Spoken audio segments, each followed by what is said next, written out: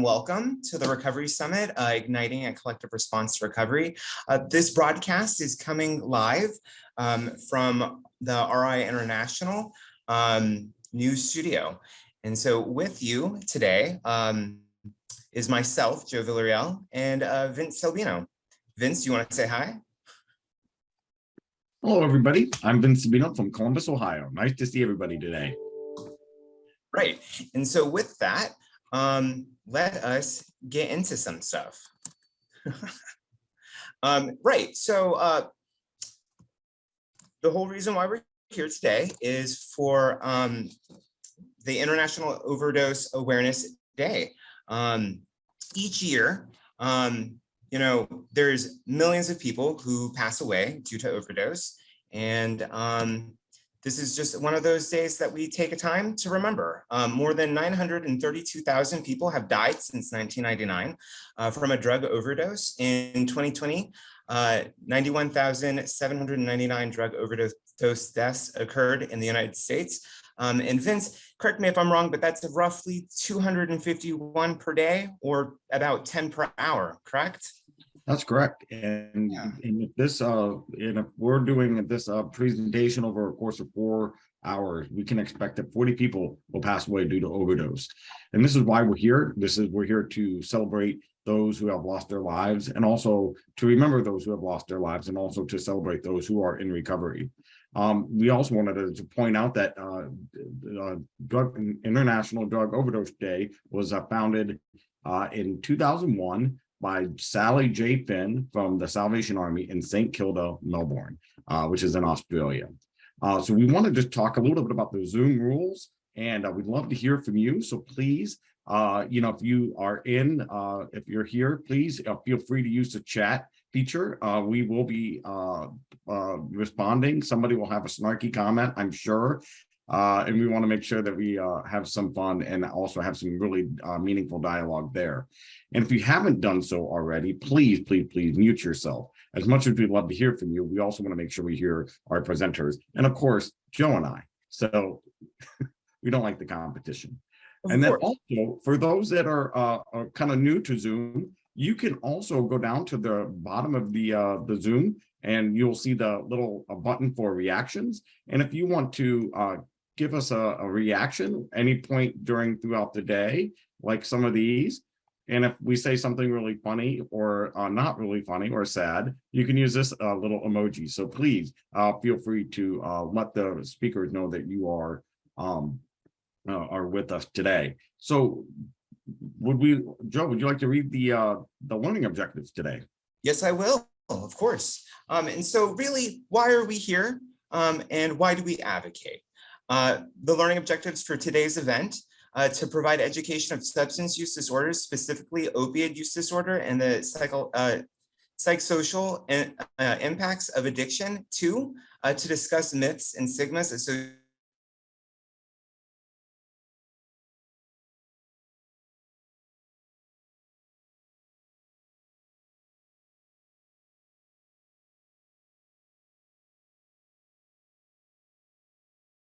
nameless, and behind the scenes is going to flip the to the next slide.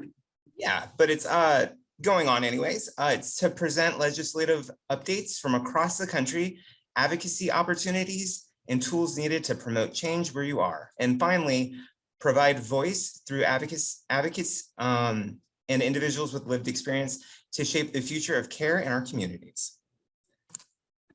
So yeah. And because live television is at its finest, we just want to remind you that we do have some technical difficulties, but we also want to kind of talk through we would like to honor those who are no longer with us, but and so through music and through film, we want to kind of show a little video of those we've lost over the years. So Joy, could you cue us for a video?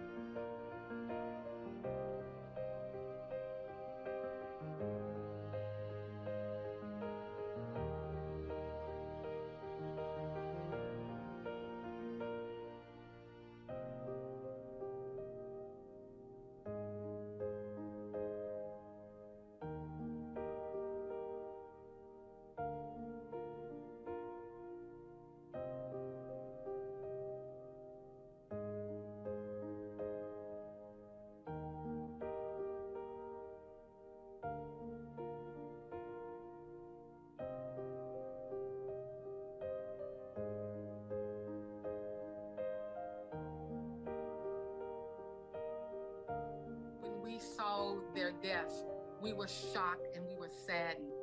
But what about the people who are in our city?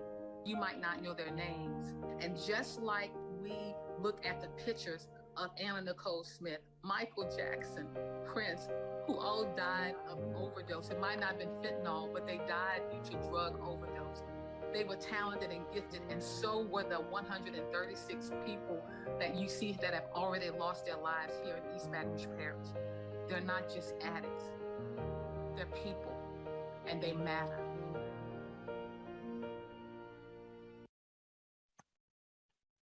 So this video, just to remind us that, through celebrity, through the music industry, the sports industry, music and movies, and people that we know from current life to past life, that addiction does not discriminate. Mental health does not discriminate. And so while we can recognize the majority of these individuals' names, that we can just remember them and also remember those who we lost in our own personal lives. So we would like to just take a moment of silence now to remember those who we've lost.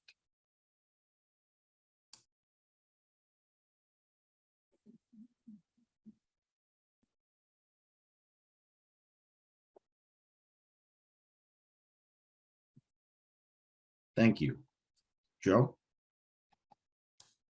So sad, so sad. But segueing into our next and first piece, we have We Matter, an inside scoop with Tonja Myles.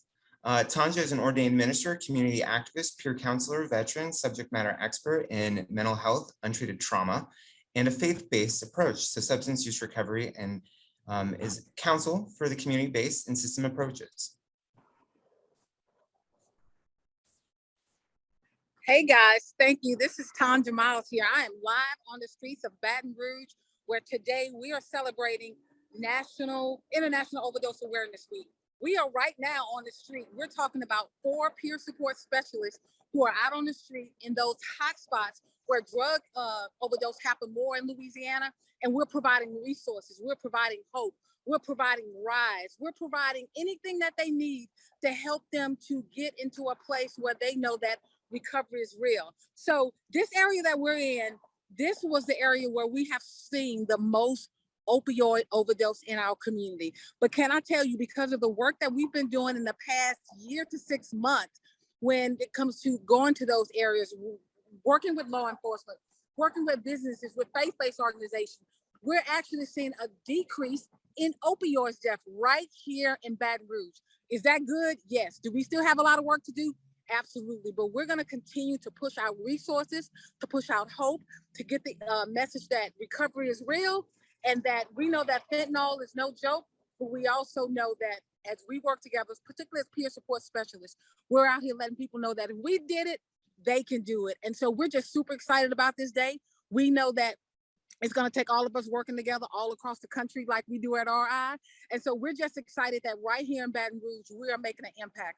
We're making a difference. We're going to continue to be out on the streets. We're going to continue to go to businesses. We're going to continue to go anywhere and everywhere we can to let people know that hope is real. So here's what I want you to do.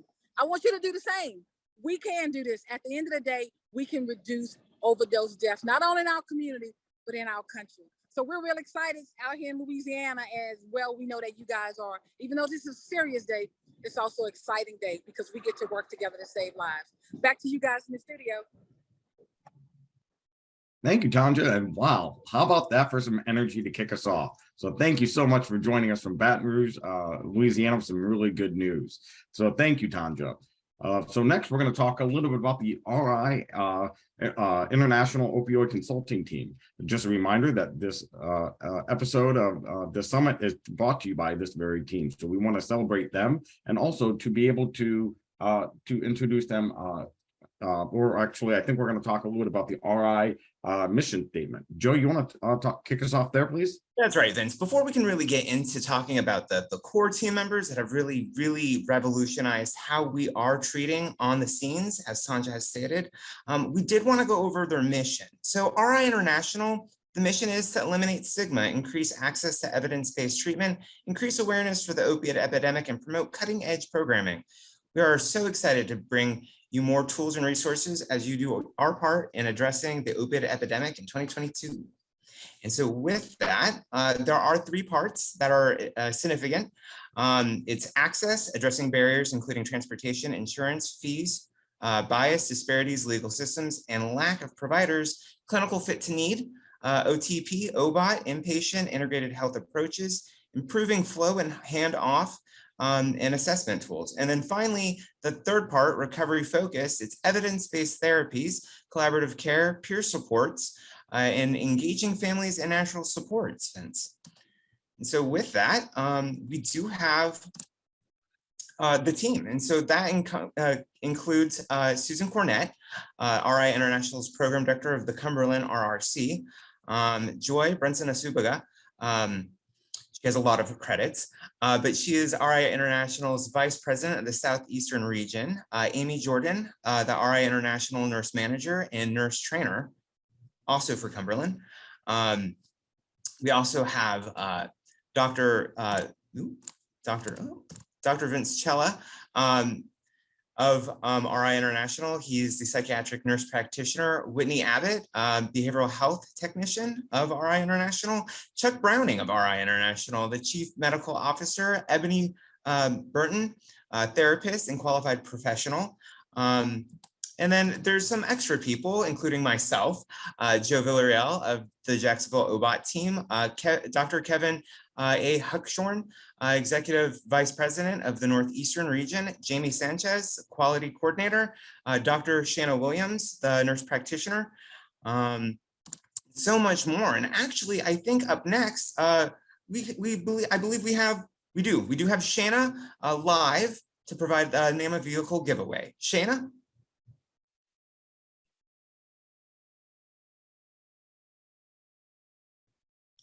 Seems that there's some technical difficulties, huh, Vince? Sure does. And if Shana is out there, we're gonna give her just a minute just to maybe take herself off mute, because she was following the Zoom instruction by keeping herself on mute. But until then, is Shana, are you out there? All right. Well, we'll just go ahead and we'll just move past that, and we'll move on with the newscast. Hey guys, I'm actually here. Traffic update for you. I mean, good Lord, there are so many accidents out there occurring right now that it actually affected some of my informational superhighway. So please forgive me for that. If you guys move along to our traffic report today, we are talking about this wonderful Name That Vehicle giveaway. And part of that vehicle giveaway is answering a certain question. And I'll get to that in a few seconds. But along I-10 in Louisiana, we have our Bridge of Center of Hope. If you're looking to get some services there to assist you with anything that you need concerning mental health stabilization, that I-10 is totally clear. I-95, and as we know, of course, along I-95, you have your North Carolina, you have your Durham, you have your Delaware folks in Newark, and then of course we have our Cumberland, Henderson, and Jacksonville sites that you can also access as well. However, if you take I-70 may lead you to our Arizona and somewhere out in California, some of our sites out there. With that being said, if you happen to run into a really good Samaritan, I hope you can figure out how many of our states have Good Samaritan laws. If you are, you can win one of these two shirts. Back to you, Joe and Vincent. Hey, Shana, thank you so much for that report. As I can see in your picture, you are holding up traffic. So if you wouldn't mind, get into a place onto the side of the road, and so that traffic can flow. So we would appreciate it. Oh, sorry, Vince. I'm normally used to stopping traffic, so I'll move to the side shortly. Everybody be safe. All right, thanks for reporting back in. So up next, we have Not Just Stigma by our very own Ebony Burton. She's going to have a special guest with her. And so she's going to be talking about an exclusive report on the impact of substance use disorder, specifically opioid use disorder, across gender, race, ethnicity, and sexual orientation and age. So Hold on one second, Vince. But before we get to Ebony, that reporter, we need to make sure that we get an answer to our giveaway question. Yes, and that's true, Joy. Thank you for coming in from the tower. Yeah, it looks like we're getting a lot of answers coming in, and it seems that we have gotten close to the answer that will be reviewed here shortly. But does anyone know what the answer is? It seems that most of us think that it's all 50 states. However, the answer might just surprise you. Vince, do you have the answer? I do not, but I'm going to actually look at Shana for who's still holding up traffic to give us that answer. I am. That answer, guys, is 47. We thank everybody for participating in this lovely traffic raffle. Please stay tuned for more other raffles. Back to you guys, Joe and Vincent. Thanks so much. Thank you. And Joe, would it now be safe to introduce Ebony, who's going to be talking about, or is it too soon? No, it's the perfect time. Up next, we have a reporter coming in from North Carolina, Ebony Burton, with Dr. Mehul Mankan. And they're going to be talking about It's Not Just Stigma, a diversity, equity, and inclusion exclusive. Ebony. All right, thank you so much, Vincent and Joe. I am going to introduce our first special guest, Dr. Mehul Mankan. Dr. Mankan is the Chief Medical Officer with Peak Health. He is devoted to excellence in clinical outcomes for the individuals served by network providers. He is passionate about developing and scaling proven clinical models and driving cost-effective care that offers meaningful impact, and he possesses over 20 years of psychiatric and health system knowledge. Welcome, Dr. Mankan. Hey, Ebony. Hi, how are you? I'm good. Hey, you know what? I was exercising this morning before the program, which I'm just so excited to be at. And I put on a 90s playlist. And then I realized, Ebony, the 90s were not 10 years ago.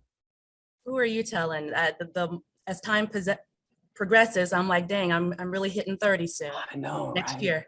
So anyway, but I'm just stoked to be here. See, there you go, a 90s word. What's up? Oh, well, we're interested to hear what you have to share about opiate use, substance use, and the stigma that those people face, whether it's through race, through socioeconomic status. What's your experience been? Yeah, so I'm so happy and honored to be talking about this. And, you know, I think all of us have participated in some form or fashion of mandatory DEI trainings. And, you know, the good news, bad news there is that, you know, after the events of George Floyd and some other things that have happened in our country, the public consciousness, I feel like there's been a real shift and change and permission to talk about really important topics. On the other hand, when you make something, or at least put the word mandatory in front of it, you know, certain things happen. So I just, you know, I'm thinking for our precious few minutes together, I wanted to try to link the ideas of DEI, the ideas of stigma, and our concern about getting people timely care in the substance use domain kind of all together. So if that sounds all right, you know, when I think about DEI, I kind of lump all three of those things together, diversity, equity, and inclusion. And really, we should tease them apart a little bit. And so just to kind of level set, you know, when we think about diversity, you know, at a very straightforward level, that refers to honoring all aspects of human difference and social identity. So it includes, but is not necessarily limited to things like race, ethnicity, gender identity, sexual orientation, socioeconomic status, language, religion, age, veteran status, political perspective. You know, it includes those things, it really encompasses more than that, right? We are more than the categories or classifications that put us into boxes. And it's really about identifying the individual. Equity is different than diversity. Equity refers to just and fair practices that ensure that everyone can thrive. And that is different than equality. And I'll give you a question maybe for the chat. How tall is The Rock? Dwayne "The Rock" Johnson. Put it in. How tall you think it is? And no Googling, because I know you got your phone out. All right. I got some pretty good numbers. The Rock is 6'5". Tracy figured it out first. How tall is Kevin Hart?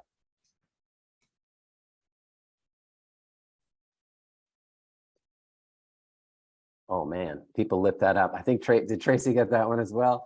Whoever put in 5'2", oh, Terrence did. Yeah, so Kevin Hart's 5'2". All right, if The Rock and Kevin Hart both went to a crowded movie theater and they both sat next to each other, they would have equal seats, but The Rock would be able to see better. Okay, so to have equitable seats, I'm sorry to say, but Kevin Hart is going to need a booster. All right, the difference between equality and equity. Inclusion has to do with creating an environment where everyone feels respected and has a sense of belonging. And for me, as I work with individuals who struggle with substances, I feel like creating that sense of inclusivity and belonging is probably the hardest one for me to work on, and I work on that on a daily basis. Another thing to kind of think about as we move into kind of talking about stigma is that why is this important?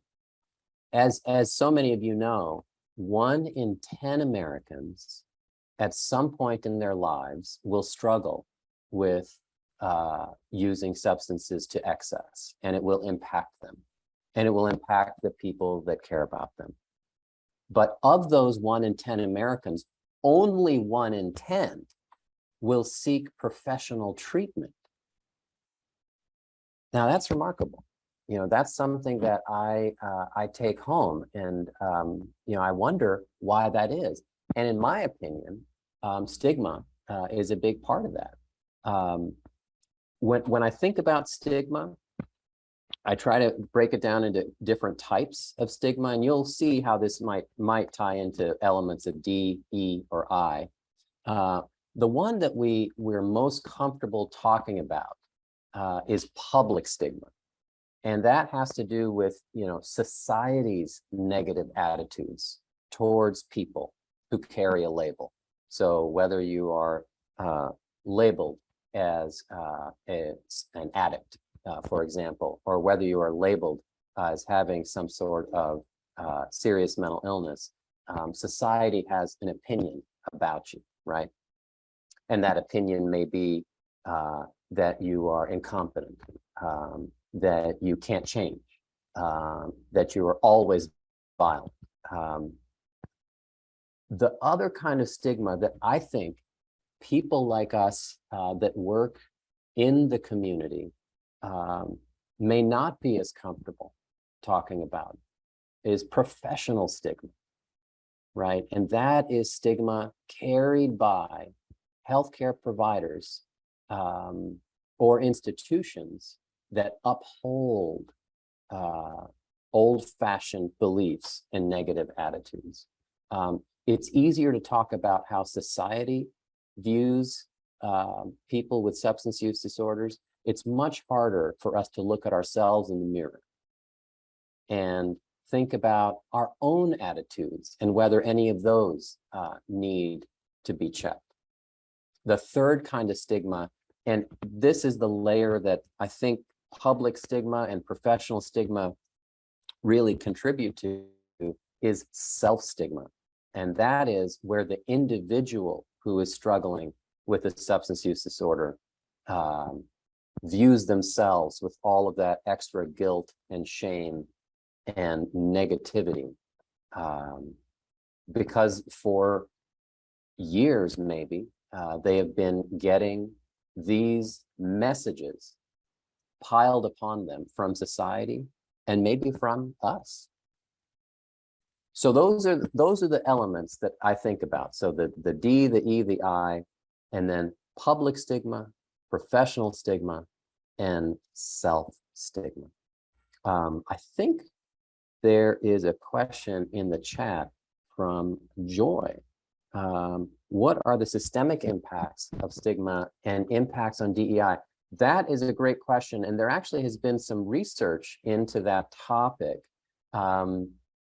People who struggle with substances and also feel a sense of self-stigma have poorer health outcomes, delays in care, and of course those two things are related, and decreased quality of life when we try to measure quality of life.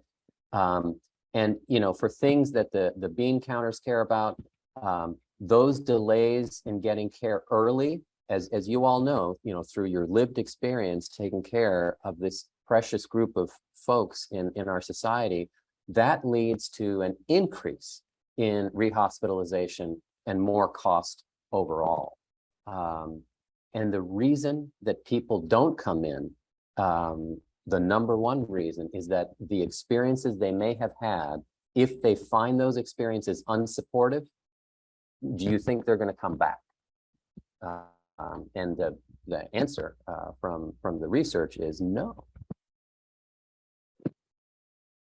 So I said a lot, Ebony. I'm wondering if any of that rings true for you. Oh, certainly. I love that you broke it down, the public stigma, professional stigma, and the self-stigma. I think, like you said, it's easy for us to look from an outside perspective and, oh, well, everyone thinks this way about these type of people. Well, what do you think personally, and how does that affect how you work with these people when you come to work? How do you recommend a professional go about acknowledging and accepting the fact that they do have some stigmas? They hold some stigmas against people who use drugs. Oh boy, that's a tough one, and I think probably the easiest way to think about that is to first look at ourselves and whether we are pigeonholing people into certain demographics, and those are the ones that I listed initially with diversity, whether you have this belief that everybody, if you're applying the words all or everyone or what have you, to a certain group, then chances are that you've got some work to do about, identifying the individual and respecting what each person kind of brings to the table. But at a more subtle level, and this is something that, it does challenge each of us every single day that we enter the workplace. If you intentionally are creating distance between yourself and the people that you're serving, look at whether that is systematic and there's a certain group that you're creating distance with. If you feel like you are better than somebody, again, look at whether that is something systematic. Kind of tied to that feeling of superiority, if you feel like you intentionally don't trust people, particularly those you've never met before, that is something to kind of look at.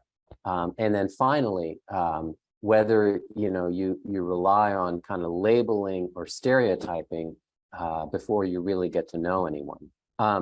Dr. Browning or Dr. Chuck, I don't remember how y'all refer to him. He'll answer to a lot of different things. But he had an interesting question. In my role as a funder, what are some of the top barriers to help and create access for the care of people with opioid use disorders or medication-assisted therapies for all? Any ideas or things that have been shown to overcome these barriers?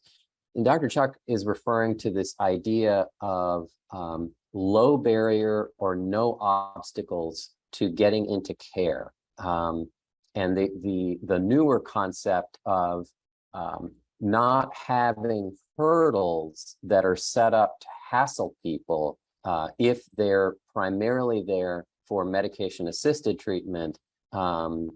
Maybe 10 years ago or so, a lot of programs would say, well, you've got to get this intake by this person, then wait a few weeks. Then you're going to get this, therapy evaluation, then wait a few weeks. And then finally, we'll get you in front of a prescriber, and they may or may not prescribe you methadone or Suboxone. And that whole dynamic, at RI International and at some other places has been turned upside down because, again, the data shows that if you get people into the care that they need early, you are saving lives. And that is key. And so I very much appreciate Dr. Browning pointing out that zero barrier care, particularly for MAT, is critical. And when you don't see that happening, you got to raise your hand and say, what's going on here? Another question from Joy. I've heard about the disparities in data for years. What can I do to change things? Now, that's a good question. I would love to turn that around to the chat. If y'all could read Joy's question, and I'd love to see your thoughts about what each of us as individuals can do. I mean, because there are some systemic changes that people like Joy or Dr. Chuck or other leaders here can try to implement. And then there are those changes that those of us who are in the exam room with an individual can try to implement to improve the impact on inequity and health disparities. So what do you all think?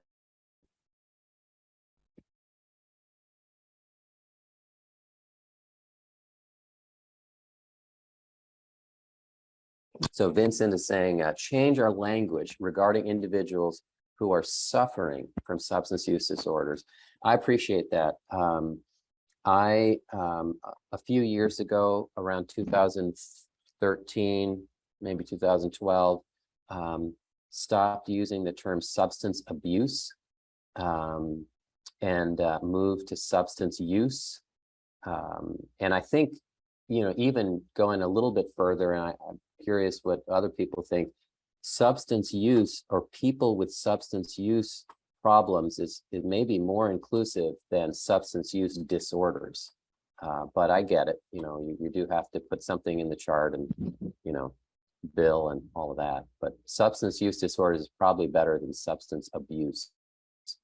I'm also personally not a fan of chemical dependence as a term. I know it's popular in some parts of the US, particularly the Midwest.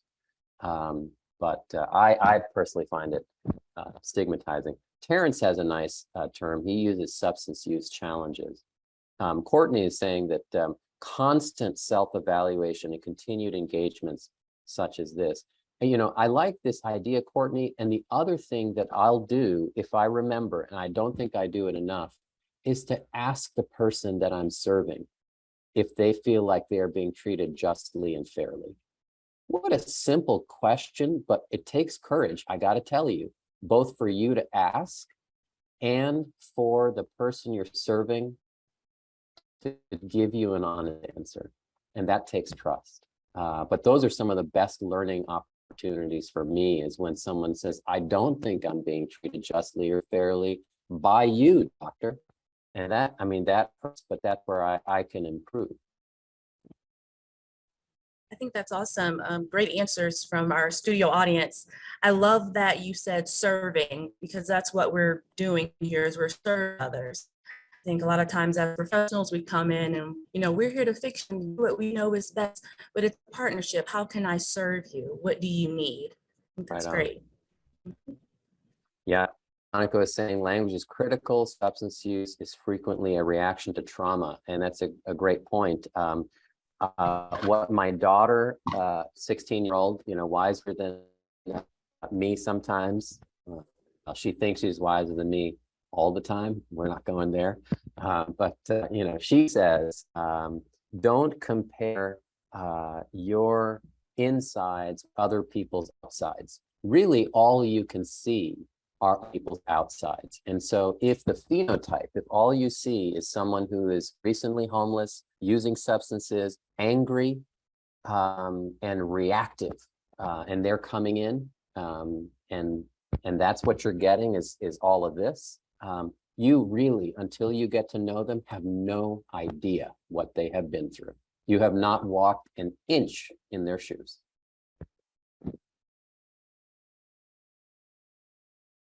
Use versus abuse is huge, says Jennifer. When in a setting with the medical professional, I still have trauma from language used by medical professionals my very first time seeking services. You know, if you are that first contact, you know, let's say the first contact they've ever had, right? What a tender moment. You are setting the stage for how they may interact with the rest of the healthcare system for the rest of their lives. And so that is critical, and I very much appreciate it.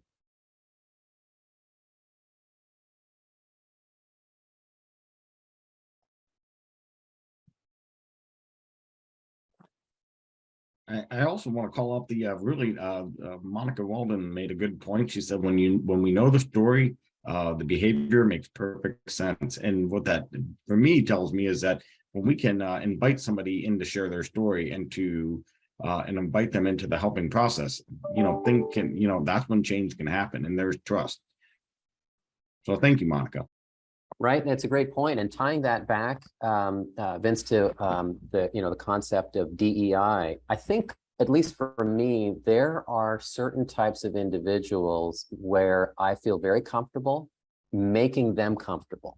And they're probably people more like me. You know, I was joking with Ebony at the beginning about it's not the 1990s anymore, because that's the music that I listen to. Right. And so if it's a person of a certain age, or maybe a certain background, or maybe we grew up in the same part of the country, or what have you, it's easier for me to make that environment of inclusivity available for them.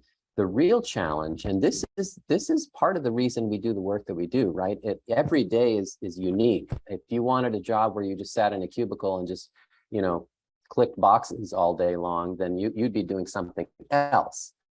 But the challenge is every new person you meet is to create that environment of dignity and respect that Monica and Vincent were talking about.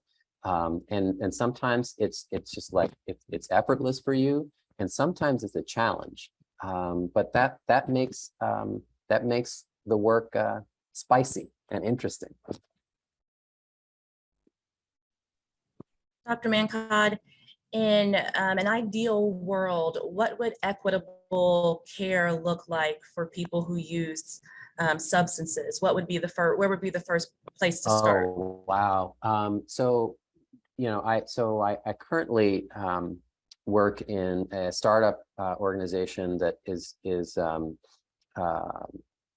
trying to improve access for individuals across the country. But I used to work, for those of you who are in North Carolina, with Alliance Health. And that is a Medicaid funder in the state of North Carolina. Wonderful organization. I think you're going to be seeing Carlisle Johnson from Alliance a little bit later. One of the key elements that we believe in Medicaid is that even though Medicaid across the country serves millions of Americans and is one of the two main funders of healthcare for the country, the other one being Medicare, also a government program, but you know, that's for people over 65. But Medicaid believes in the personalized care plan, that's, you know, unfortunately, this acronym is also PCP, which often stands for primary care provider. And so to Ebony's point, one of the pieces that we like to see is for, again, us to go back to the individual and try to find out what they want. And again, that is a question that you're busy, you know your job, you're the expert, and you know what they need. But did you ask them what they want?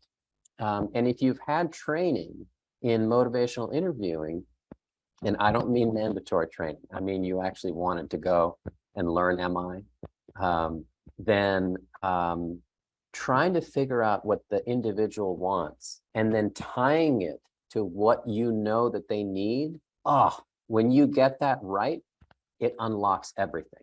And so I think that is, I think that really is a way to honor and respect people and bring dignity in, is to ask them what they want. And I know it's harder than just that. It's harder, but that's key. I try to remember that too when I'm working with folks. Thank you for that. It is certainly so much harder when you're actually sitting there in front of them and they say, this is what I need, this is what I want. And sometimes either the resources aren't accessible at that time, but even still, to your point, I think if you're able to empathize with that, this is what you want, and I want to be able to get it for you. Right now I'm working on it, but I understand and I hear you, and thank you for sharing that with me. I think that, like you said, allows them to feel dignified in their care. Absolutely, absolutely. All right. What about this self-stigma? I'm sorry, what was that, Ebony? This idea of self-stigma. What would you say to someone who comes in and they're using and they're feeling down on themselves, they feel worthless, hopeless? What would be your response? Well, I think a lot of folks who want to work in the behavioral health domain, whether it's with folks with substance use disorders or other mental illnesses, before they go to school for it, maybe they watch Dr. Phil or something like that, and then they think like, well, gosh, it just takes you a few minutes to figure out the issue, and then you just tell them, and then it all just it should just happen. And if they don't change, then it's their fault, right? And I think a lot of us wish working with people who are struggling was that straightforward. But, all of us know that it doesn't work like that at all. And the reason I mention that, as you asked the question about self-stigma, is that the Dr. Phil approach would be just to tell them, and I have nothing against Dr. Phil, I'm sure the show is fun to watch, but it's entertainment, it's not reality. The Dr. Phil approach would be just to say, what you need is more hope in your life. And it doesn't work like that, right? You have to, again, through your inclusivity and through your building of that trust and relationship, show them, not just tell them, but show them that they are respected and that there is hope for them. How do you show them? We all have different tricks of the trade, whether it's peers who are going to use their lived experience, which is almost always more powerful than me, blabbing at people, or whether it is some other approach where you're trying to create that environment where the person can kind of share what they've been through. One of the pieces that I try to instill hope is that most people who struggle have had some good days. Those good days may have been a few years ago, but if you get them to think about it and talk about it and remember it, those good days are often tied to what we were just talking about, which is, what do they want? They often want to get back to what their life was like before they were struggling so much with substances, and they can describe it and they can taste it. And so if you can bring that back to them into the present, you can try to instill that hope and not just beat them on the head with the word hope. That is so great. I love that. That's so inspiring. I'm sure everyone in the audience feels inspired too. And if not, I'm speaking for them. That was very inspiring. It is all about hope, encouraging others to be hopeful and reminding them that there is hope out there. So I'm going to send it back to Joe and Vince, and they are going to lead us in a stretch break, I believe. It was a pleasure. Thank you so much, Ebony. Thank you. Thank you, Doctor, and thank you for helping us today. And I really took away the inclusivity and bringing people back to the one thing that they want to get back to. And I always, when I first started in this field, one of my mentors said, nobody woke up this morning and said, you know, I want to be a drug addict. And there was something that turned that tide for them. And so we're just constantly reminded to be better, to watch our language, to be inclusive, and to be considerate of all people who do not look like us, act like us, and talk like us, and to be inclusive in every way that we can. So thank you. I appreciate your time today. So we are going to go ahead and do our, as we talk to our guest, we always talk about self-care. So we are going to take about a 10-minute self-care break. Go ahead and feel free to stretch those legs, get something to drink, maybe take a lap around the house or wherever you are, the office, or wherever you're joining us from across the country. And we will be back at the top of the hour. I know there are people who are from all over the country, so it'll be about 10 minutes, and we'll have a welcome back video to entice you to come back. So until then. All right, and still to come, RI Advocates with Whitney Abbott, Double Impact, Double Feature, and more from Dr. Riddle.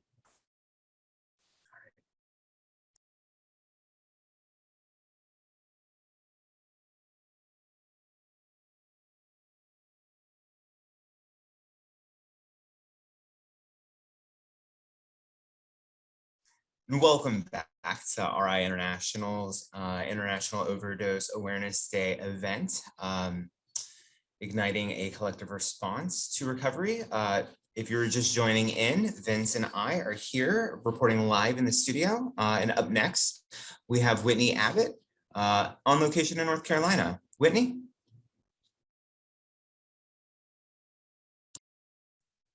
Thanks, guys. So I'm reporting to you, like you said, on location here in North Carolina. And we just wanted to talk a little bit about the efforts that RI has amped up this past year with the Narcan distribution. The CDC released provisional data indicating that opioid deaths had increased by 28.5% just over the past 12 months. So what we're doing is trying to make sure that all of our RI international programs, we have Narcan at that location to pass out not only to participants when they're discharged, but also to make sure if they have a friend or family member that needs it, that it's readily available. Or we've had several instances where there have been, unfortunately, an overdose in the parking lot, and the team has been right there with the Narcan ready, and fortunately, saved that person's life. Narcan is a very, very, it's just so important that we have that on site when dealing with these kinds of things on a daily basis. And so RI has made it a policy that all RI programs have to have that medication readily available in their stock room at a controlled temperature, at not just available to the nurses, but available to all RI staff that work at that location. And so they started that as our first call to action item in 2020. And over the past year, I have been getting in, staying in touch with all of the RI programs across the nation, making sure that they do have those Narcan kits readily available, that they are not expired, and that all staff know where they are. So back to you guys. Thank you, Whitney, and thank you for all the work that you do. And as earlier in the episode, we talked about how over 90,000 people have died in just this calendar year. And can you imagine what those numbers would be like if we didn't have Narcan? And so, I'm just thankful for the work that you do, in North Carolina and all across the country. So thank you very much. So we're going to turn our thank you. We're going to go ahead and turn to our next section. It's called Double Impact. So we have Amy Jordan from North Carolina. Notice the theme here, North Carolina, she's going to be talking with Dr. Kevin Ann Huckshorn, again, North Carolina. And she's gonna talk about how trauma experience have an impact on an individual who experiences it. Amy, if you're out there, we'd love it if you could take it away. Thank you, gentlemen. Good morning, everybody. I am super duper excited that we have Dr. Kevin Ann Huckshorn with us this morning to talk about trauma-informed care. Just a little plug as a reminder to everyone joining us for our programming this morning. We have the chat open. If you have questions for Dr. Huckshorn, please feel free to plop them in there. And during our Q&A session, we're going to get to all of those. Kevin is the Executive Vice President for the Northeast region and for Enterprise Development at RI International. Her role covers multiple states and responsibilities. She just has a huge job and does it all really well. She has a long and well-established record of leadership in all kinds of positions with different companies, including as a hospital director, a director for evidence-based practices, and most importantly to us this morning, not only that expertise, but her expertise in trauma-informed recovery-based services and implementing those in different levels of mental health care.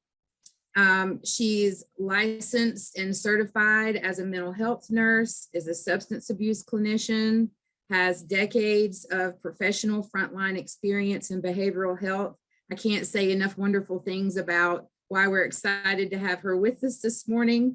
And so, Kevin Ann, thank you for joining us today. I'm really excited to be able to hear what you have to say about trauma-informed care. Well, thank you, reporter Amy. It is a great pleasure to be here. And I was so excited when Amy Jordan, nurse extraordinaire in North Carolina, told me she was going to be interviewing me. I do want to make another little plug out there. Please note that both Amy and I are longtime psychiatric mental health nurses and have been working in the field probably for a combined number of years of at least over 60. And so it's again, my great pleasure. So fire away. Thank you. Thank you. I have lots of questions, but let's start with the language of trauma-informed care. We hear it talked about a lot. It's a big buzzword. It's super important in the way we're providing care. But tell us a little bit about what trauma-informed care is and why it's so important to the work we do. Well, what we know now, which has been a relatively new phenomenon for behavioral health, is that if we don't address trauma, you will not find effective treatment and you will not see successful recovery outcomes. Trauma affects an inordinate amount of people, both in our system getting services as well as the general population. And it's interesting to me, and I'm just so thankful that trauma actually became exposed as the significant issue that it is. But I go back to the beginning of my career. I had a supervisor. He was running the largest substance abuse system in Palm Beach County in Florida, and it was hundreds of beds. And I ran the detox and the residential assessment program where people, after they finished detox, went into for a couple of weeks to kind of get their dental work, medical care, legal problems, family issues, those kind of things taken care of so they could then go into treatment without a lot of interruption. And what we saw over and over again were people were successfully getting through some pretty tough detoxes. Back then, it was mostly heroin, cocaine, and alcohol, and often a mix. And they would come out and they'd be excited about going to treatment, and they'd go into our residential assessment program and they would leave. They would either relapse or they would just walk away from the program. And we couldn't figure out what was going on.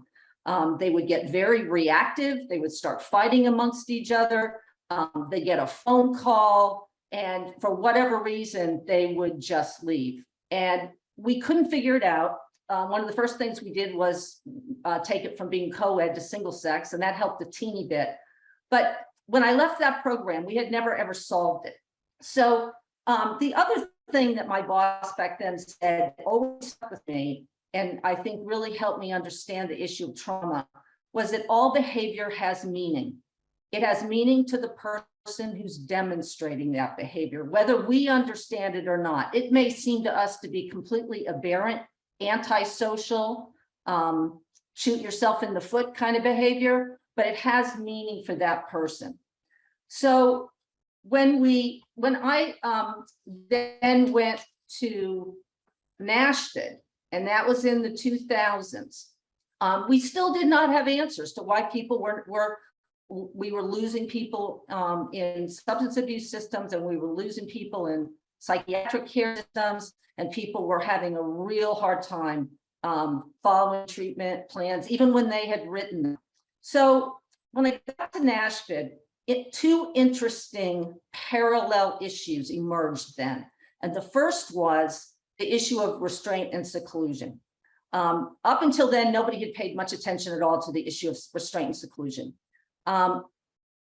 Research projects came out from a lot of colleagues that just did some tremendous work there. And what we found was that up to 4 people a week were dying proximal to restraint in this country. But even more, frankly, important than that was the long-lasting, sometimes lifetime-lasting effects of being a person who had been restrained. And the consumer coalitions in the United States finally found an audience that was willing to listen to them, and they started to talk. At the same time, new research on trauma, starting with the 1998 seminal study research on the ACEs, the Adverse Childhood Experience Study, came out. And we started to see that trauma not only affected up to 98% of the people coming into care in public sector systems, so that's pretty much all, all of our not-for-profits, county-run, state-run, local-run, mental health and substance abuse and co-occurring, but we also basically saw that trauma affected up to 50 to 60% of the general population, and that the effects of trauma were really striking. Along the way, during that period of time, I also heard Bruce Perry speak. He's a trauma guru. And he talked about, without understanding how the brain develops and changes, we can't begin to design and implement effective interventions. And that's where many of us started to learn about the neurological and biological components of trauma, that the effects of trauma were not just emotional in nature. You could see brain changes in children who'd had significant trauma and in adults with PTSD. We learned about the fact that for people who had survived repetitive trauma, and personal trauma is almost always repetitive, that the person, their fight, flight, and freeze response develops just like a muscle that's overused, develops and becomes very strong and kind of takes over the human response to stressors. We also saw that these people became hypervigilant, very focused on safety. Their amygdala system we started calling it the smoke alarm, and it never went off. It never went to sleep. It constantly scanned the environment for danger. And that we also saw that stressors such as being disrespected, being humiliated, being treated unfairly, or just feeling unsafe would cause people with trauma to trigger and often leave services, if not getting violent. These are unconscious reactions that are built into people with untreated trauma. It's not their fault.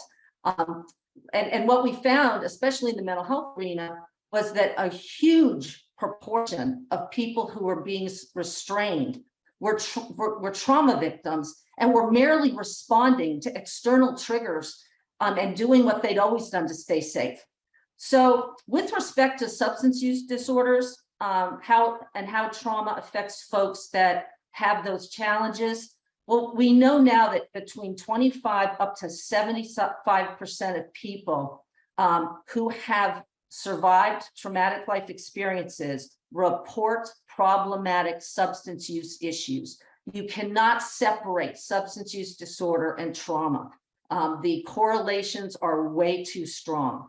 And this includes people that had childhood trauma, significant disaster exposure, sexual abuse, parental abuse, neglect, soldiers. Over 74% of our Vietnam and Iraq war vets came back with, or coming back and came back with PTSD, which is PTSD is a high diagnostic threshold, and a high percentage turn to self-medication. And that's when we recognize the circle, the very difficult to interrupt circle. And that circle is whether it starts with trauma or it starts with substance use disorder. Either one, say it starts with trauma, you want to feel better. Human beings always want to feel better. It's innate. It's a survival strategy.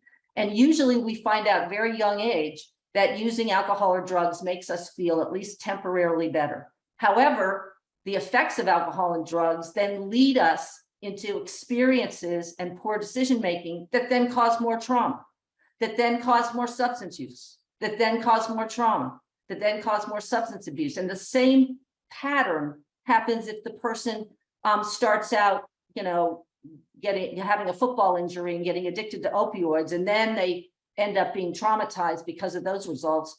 Or a person ends up doing your usual rite of passage drinking, and nobody told them that their entire family had a genetic marker for alcoholism, and they get addicted also. So traumatic life experiences untreated lead to very high dropout rates and recidivism. And I guess the only other thing I wanted to say is that this kind of pattern of repetitive experiences, kind of using substances to feel better in the moment, suffering losses and humiliation when you get sober again, all adds up. And without addressing those issues, both with staff and in our environments of care, we don't stand a chance to really help most people get into a recovery path. That's all fascinating. And it's very clear to see how trauma is so closely tied to substance use disorders and the things that happen with folks that might be seeking treatment as they start to walk that path of wellness, and how that trauma makes it difficult for them to do that.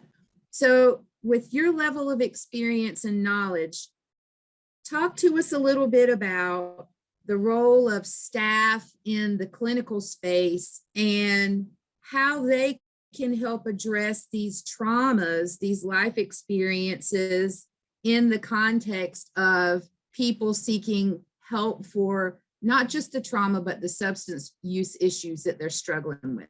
Great question, Amy. Well, first of all, it's not just staff. When an organization decides to become trauma informed, that needs to be a banner that's being waved from the CEO and the board of directors all the way to the housekeeper shift, if there is one. The issue is incredibly important, and I guess I would start with what's called the 4 R's of trauma. The 4 R's of trauma are the building blocks to become trauma informed, and the first one is a realization by the organization and every individual staff member of the effects of trauma on human beings, that it is a real thing, not some, not important emotional issue. The second is a recognition of the signs and that people demonstrate when they have trauma. And that gets kind of tricky because signs and symptoms of someone who's had traumatic life experiences mimic just about everything in the DSM-5. So you have to be a creative and excellent interviewer, and you have to engage people because in some cases, especially men, have never talked about their trauma. They're embarrassed, they're ashamed, or they think it was their fault. So that is, people will go to their grave never talking about their trauma. The third is responding. The response to trauma, both our understanding of it, how to train staff to be responsive to it, and how to develop our environments of care to be trauma informed. And the fourth is resisting re-traumatization. RI actually, back in the 2000s, when Sampson and Nashville took on the reduction of seclusion and restraint issue, RI were one of the programs that provided great information through their no force first policies. RI was one of the first provider agencies to adopt that stance and was really a leader for the country. So other than that, the two core issues is educating staff on trauma. So that's the first piece. So you can't really do anything about it if you don't really understand it, what it does to people, encouraging staff to take the ACE study privately and see if they have any traumatic experiences in their history. Many of us do. One of the things that draws us to our field, interestingly enough, is a kind of search to heal ourselves by helping others. And I think if you took a poll of every staff member in RI, we would have pretty high rates of people, on staff that have experienced at least one adverse childhood event. And then if you do recognize that, make sure it's not affecting your day-to-day work. We're not really allowed to have bad days, guys.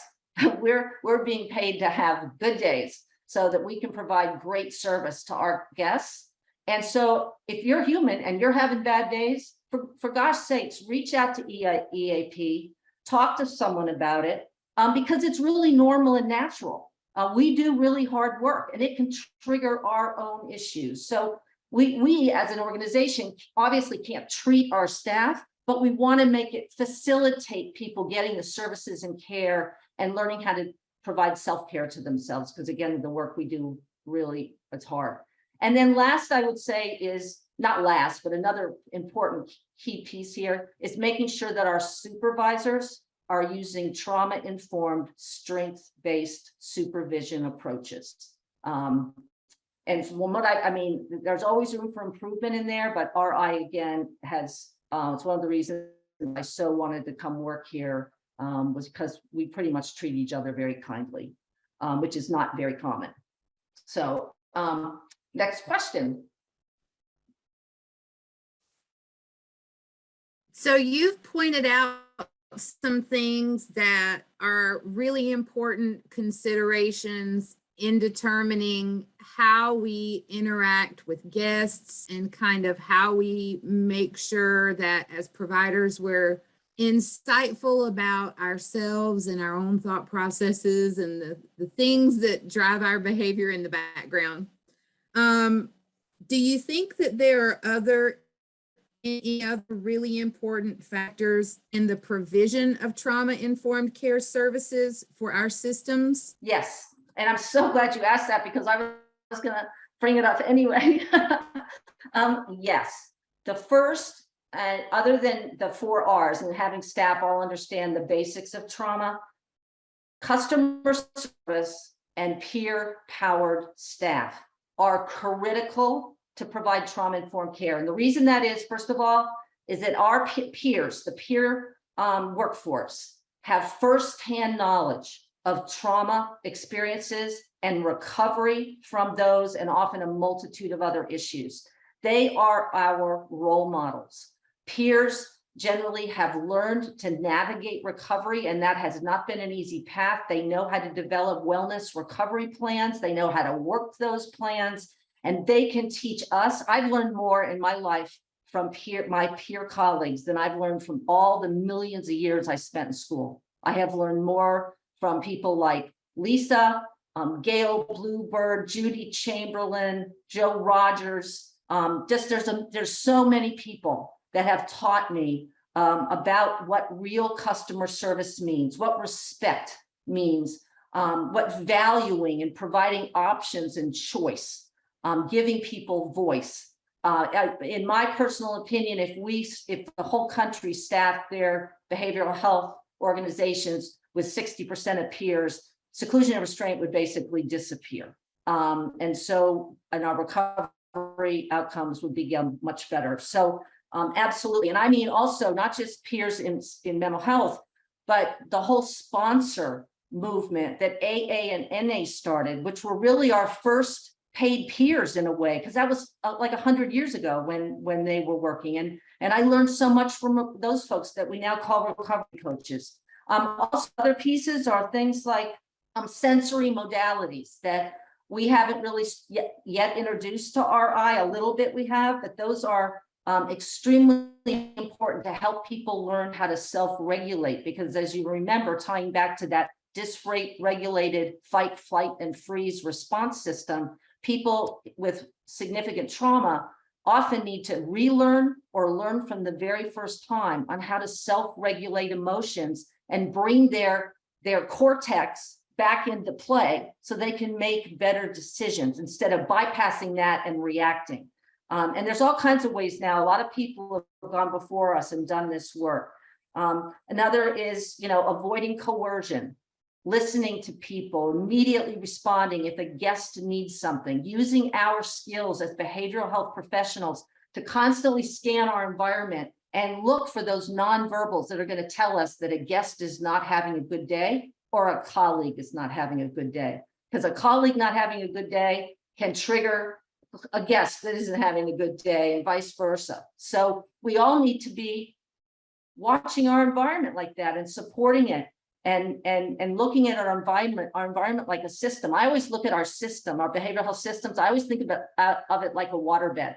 If you sit on the corner of the waterbed, I don't care if you even only weigh 60 pounds, the waterbed changes because of your presence. That's how we are, each individual person of us coming to work every day and interacting with people. We are changing the environment of care. So let's change it in a good way. Wonderful, such great points. Thank you, Kevin Ann. I have one other burning question, which based on everything you've talked about, the role of people providing services and the dynamics that happen for the folks that need services. Talk to us a little bit about the challenges of transitioning to be a trauma-informed, care-driven organization. Okay. Well, practices change slowly. The attorney general, the guy like the highest level of medical physician in the country identified, the Surgeon General identified back in 1992 that we can do great research, but it generally takes between 10 to 20 years to bring that research into practice. And that we all as professionals need to really work to close that gap, because that means at any given time we're going to get treatment. Our treatment provider could be 10 years behind the times. And that's not really a good feeling for anybody. So it's really important to understand that at this point, everybody talks about trauma, and that's a big, huge step. A lot of people know something about trauma, and that has been a very big step. But in terms of becoming trauma informed as an organization, there are very few organizations out there that are truly trauma informed. And you can know that just by asking a couple basic questions, or let me see what your environment of care looks like. How many peers have you hired? And how much seclusion, restraint, or adverse events do you have in your environment of care? And that will tell me how trauma informed a system is. So we can't stop with just using the verbiage and the euphemisms. You can't become trauma informed just by writing trauma informed in your policy and your mission statement. It's a start. I'm not saying it's not a start, but it is not nearly enough. So to do this in a really meaningful and fundamental way, we really, again, start with the leadership. Take the time to look at what training our staff are getting and sit in those trainings to make sure that the training hasn't drifted. Get our staff's feedback on what kind of knowledge and information and competencies they think they need or lack. Work with our supervisors to make sure that they're role modeling best practice trauma-informed competencies. And make sure that our environments of care are trauma informed. And you can do that even if you don't have any money. You can still move your furniture to be more family friendly groups. You can quiet down the noise. You can have staff stop walking around with big jangling key rings, which basically, folks, is a very nice message to our guests that we have the keys and they do not. That's a power issue. We want to minimize power differentials because everybody already knows who's got the power in locked inpatient settings. And we want to minimize that because we want our guests to feel as an equal partner or they're not going to learn very much. So getting rid of those overt signs. Recovery International, another star in not using uniforms, not having uniform security people wandering around, which can be very triggering for some folks. Paying attention to equity, diversity, and inclusion, making sure your staff reflect the population that they're serving. I'll never forget when I was up in Alaska and working in some of their behavioral health systems, and 45% of the people coming into care were Native Alaskans. We might have had one Native Alaskan on staff who, and one person only that knew the customs, the history, the mores, if you will, of Native Alaskans, many of whom did not believe in Western mental illness. They believed in spirits and things like that. And no wonder they threw their meds out the minute they walked out the door, because that's not what was wrong with them. So reflecting our populations, incredibly important. Language, someone mentioned language before. Language is so important. If you're talking about people you serve as manipulative, attention-seeking, borderline, schizophrenic, psychosis, you're labeling an entire human being by some of those words, they hear that. That's not recovery oriented and it's not trauma informed. Your signage, you know, what is our sign? What do our signs say? Welcome, hope we can help. Welcome to, you know, the Chantilly, Virginia crisis unit. We're super happy you're here. Let us know if we can help you. Or do we have things on the wall that just say, can't do this, can't do that, no violence policy, please leave, you know, please give us your personal items, give us your shoelaces, give us your belts, those kinds of things. And that's not very friendly and that's not very customer service either. So we are ahead. We're pioneers again in this path of becoming trauma informed. We have some work to do, but that's why I'm so excited to be a part of this great organization and very excited to be on this very cool retreat today. Thank you so much, Dr. Huckshorn. If you have a few more minutes, we have some questions from the audience, if we could pivot that direction. Somebody was asking, what are some of the signs that might indicate a person being served is ready to talk about their trauma? Well, engagement is really important first. Just like you wouldn't probably go up to a stranger in the grocery store and start telling them something really personal about yourself. You need to develop a relationship. Everything's based on relationships. And that's why we try and train staff to have a high competency in rapid engagement. So that means greeting people at the door, welcoming them to come in, understanding that this could be a very scary experience for them. Finding out what their name is, calling them by name, asking, is there anything I can get you right now? Do you want a shower? Do you want some clean clothes? Do you want a snack? And I don't care if it's 3 o'clock in the morning. You want something to drink, make a phone call, you know, how can I help you? That's, you know, basic human kindness will do wonders in terms of starting to be able to engage with people.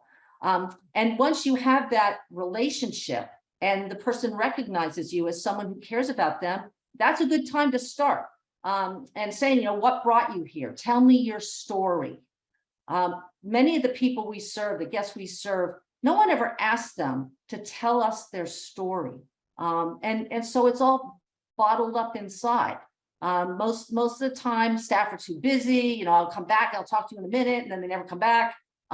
Having the time to sit down and listen to someone's story will give you a lot of information and cue you to ask questions like, oh, it sounds like you had a really difficult childhood, or it sounds like your mom having to work 3 jobs meant you never really saw her. How was that for you? Or, geez, you got married when you were 15. And he was like 30. How was that? Questions like, have you ever used substances? Has anybody ever told you had a problem? I love the CAGE questionnaire because it's so non-judgmental. And it doesn't scare people when you ask those questions in the CAGE questionnaire. So things like that. There's no good time. Probably waiting for someone to come and say, I want to talk to you about my trauma is not going to happen. So it's really up to us to use our skills to kind of investigate gently and find out the person's story. The story will give you clues on if they are a trauma survivor. Such wonderful information. Thank you for answering that. I want you to know, by the way, that your waterbed analogy was a big hit. The viewers all enjoyed that. I did too. Another viewer wanted to know that if they wanted to learn more about trauma-informed care, where might they go for that information? Okay. The first place I would go, and if you need, I'm on, obviously on email. So if you miss something or don't understand it, just write me. The first place I would go is to SAMHSA, the Substance Abuse and Mental Health Services Administration website. And all I do is I would Google SAMHSA and trauma-informed care. They have a wonderful toolkit that's really easy to read that will give you all the basics of all the research that's been done pretty much to date. The second place I would go would be NASHPD, the National Association of State Mental Health Program Directors. They have an entire library of past publications and toolkits, and just put in trauma. The medical directors at NASHPD wrote the first 3 toolkits on informed care, and they were the ones that identified that to be a trauma-informed organization, we had to treat everybody coming in the door with universal precautions. In other words, we might never know who had been traumatized, and because of that, we're going to treat everybody like they have been traumatized and avoid re-traumatization and avoid triggering people. So all of us having at the end of 2 years of a pandemic should be extremely skilled in universal precautions, because in the terms of a pandemic, that was washing your hands, wearing a mask, taking the temperature, not getting 6 feet, no closer than 6 feet from people. Well, for trauma, it's basically the same thing. Environments of care that are trauma informed, and all the things I talked about already, having staff trained, understanding and recognizing what trauma is, having environments of care that are not super noisy, that offer some privacy, that have enough staff that someone can actually sit down with a guest and have a conversation, decent food. Food is a big trigger for some folks, guys. We have an acronym HALT. Whenever I see someone starting to get upset, I always go to hungry, angry, lonely, or tired. Ask those questions, because sometimes people don't know themselves.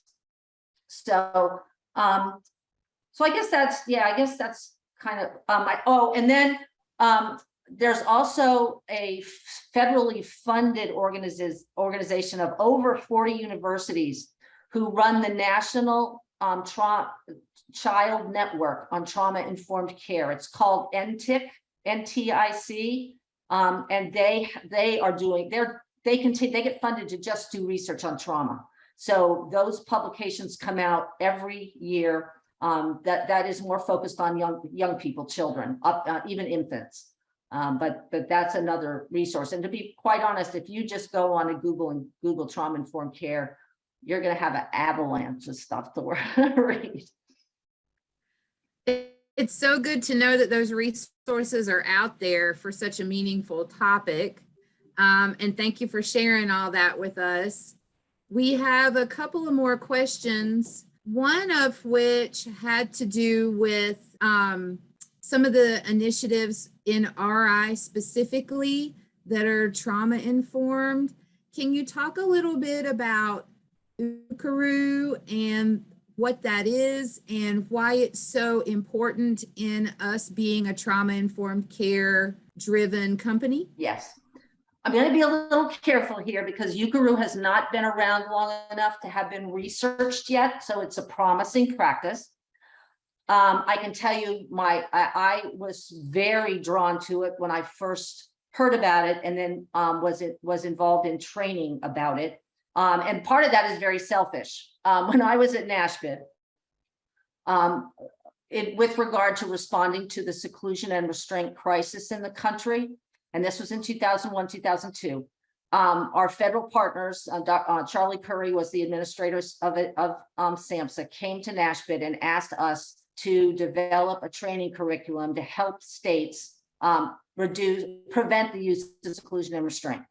I just there, and I had done that work with Gail Bluebird in Florida. We had learned by the seat of our pants on how to reduce seclusion and restraint in a 350-bed state hospital by 97% in 2 years. And again, we did it. I did it because Gail Bluebird was with me by my side and helped me learn why people were getting so agitated and escalated that they ended up being violent, and then they ended up being secluded and restrained.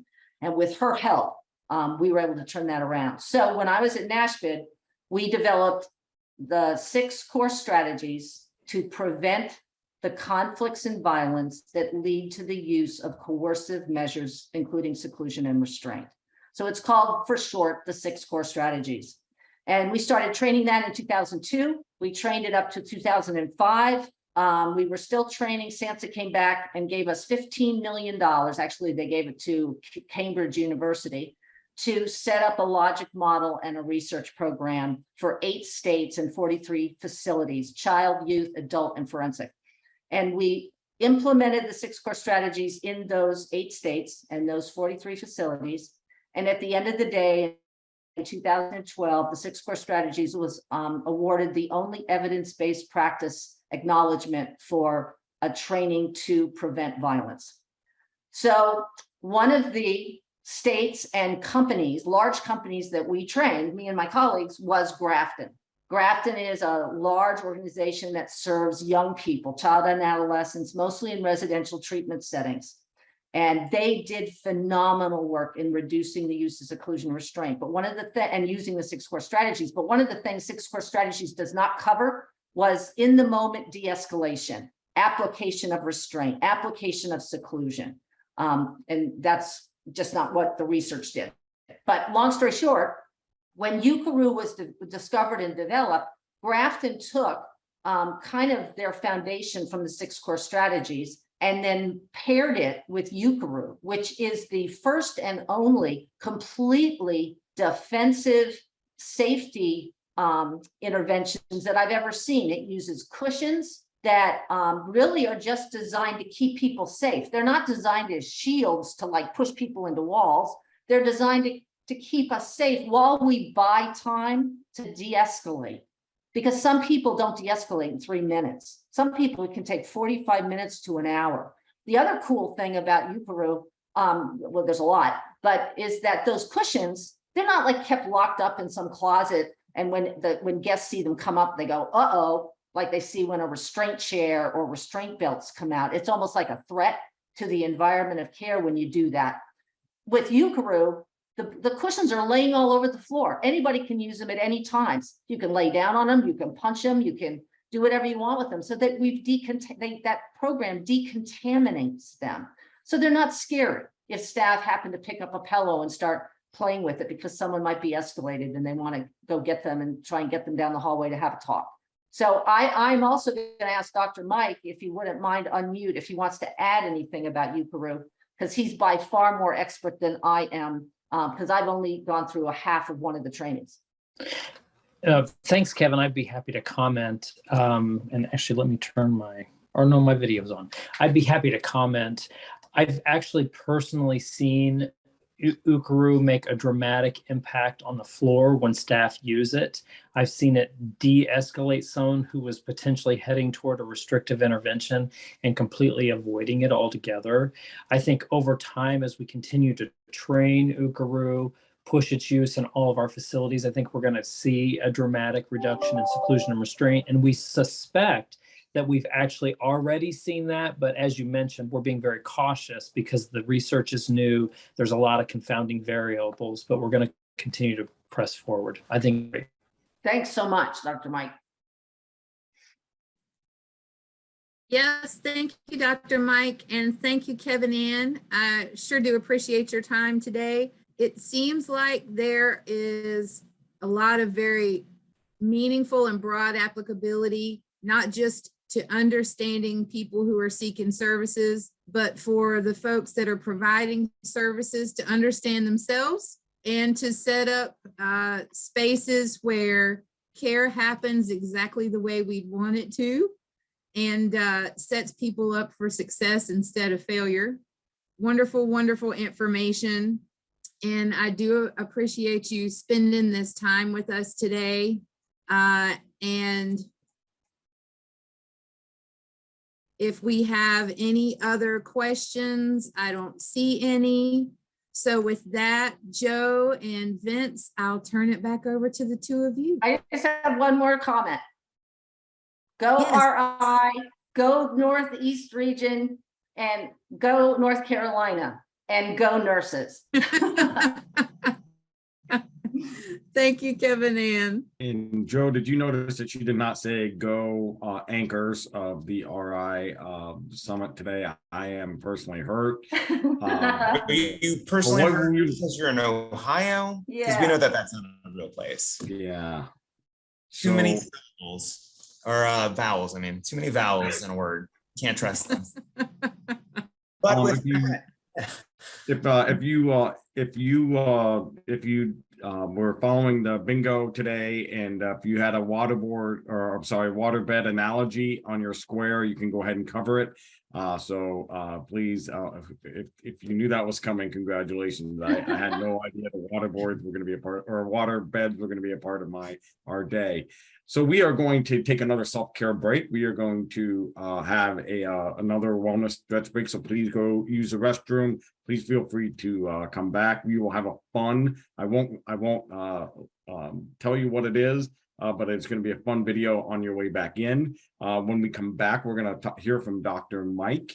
And just a little hint, he is not in North Carolina, so we're excited to have him. So Joe, do you have anything else before we wrap up for our 10-minute break? No, not really. But when we come back, yes, advocacy conversations from Dr. Riddle, the weather with Susan Cornett, and igniting a collective response. It's a legislative advisory panel. So please stay tuned.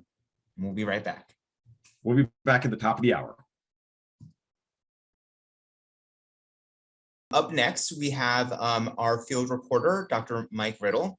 He is currently the Associate Chief Medical Officer for RI International. He has 14 years of experience as an adult psychiatrist with particular interests in consultation, liaison psychiatry, medical education, and behavioral health crisis care.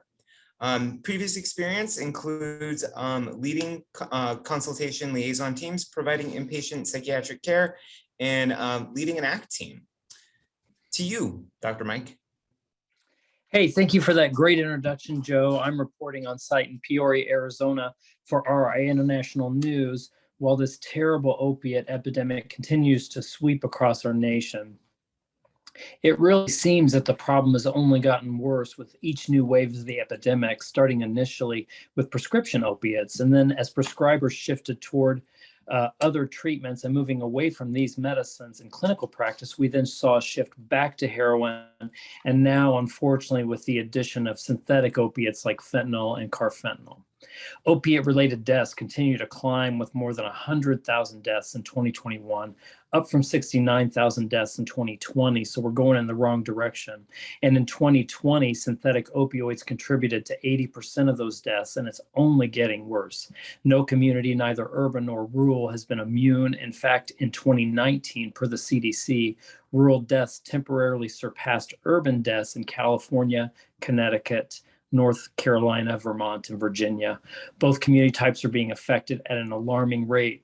And unfortunately, all this continues in the face of significant stigma, as Dr. Mankod discussed, and people not accepting the harm reduction model in the face of irrefutable evidence and a general misunderstanding of substance and alcohol use disorders.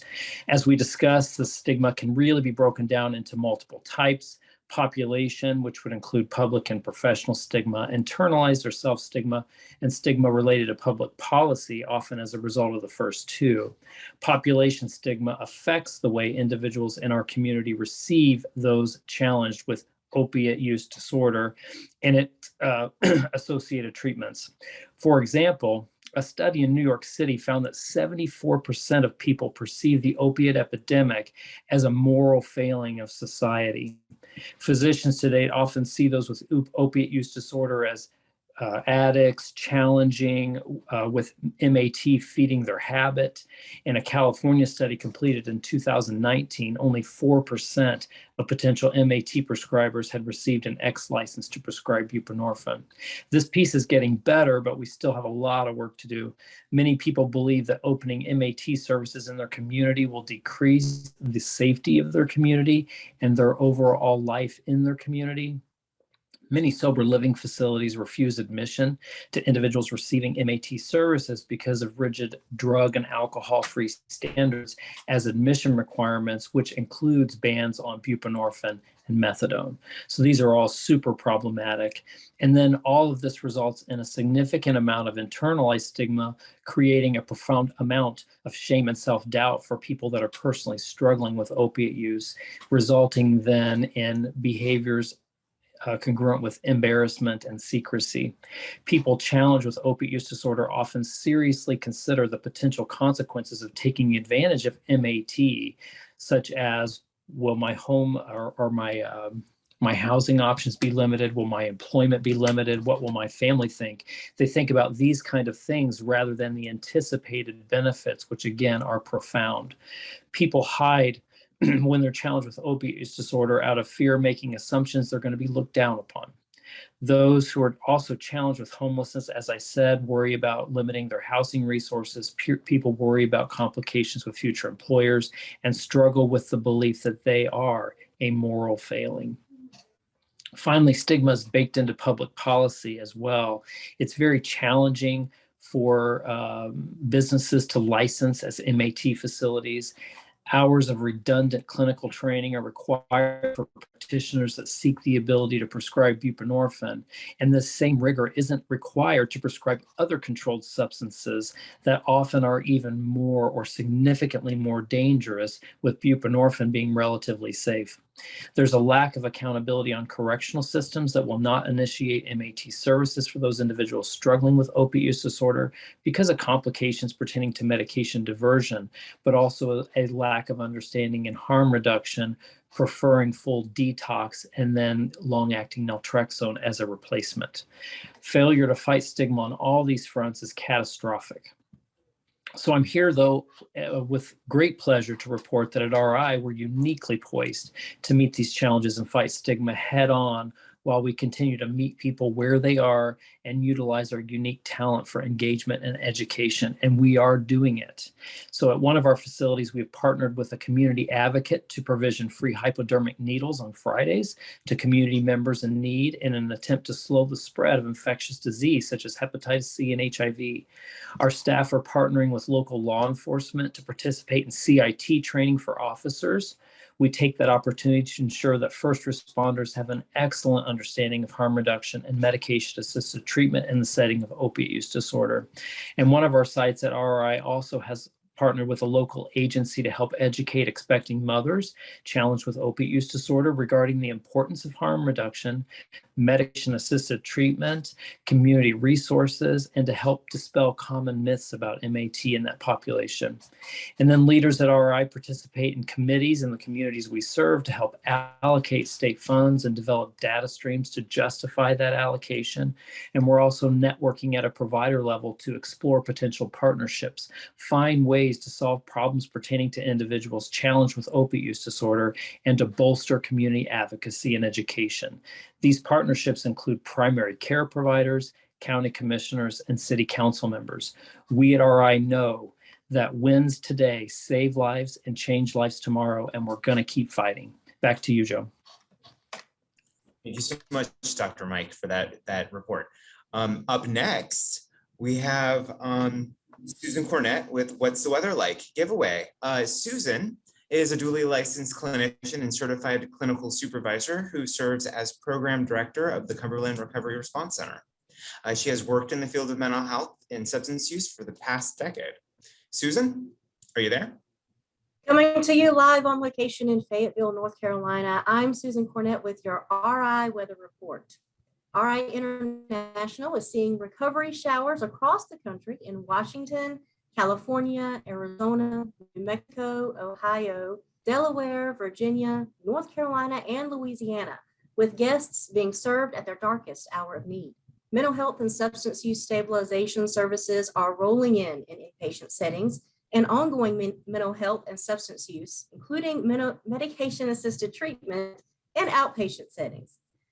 This weather is predicted to continue and even intensify in the months to come due to RI's participation with the 988 crisis resource, which brings us to our next giveaway question.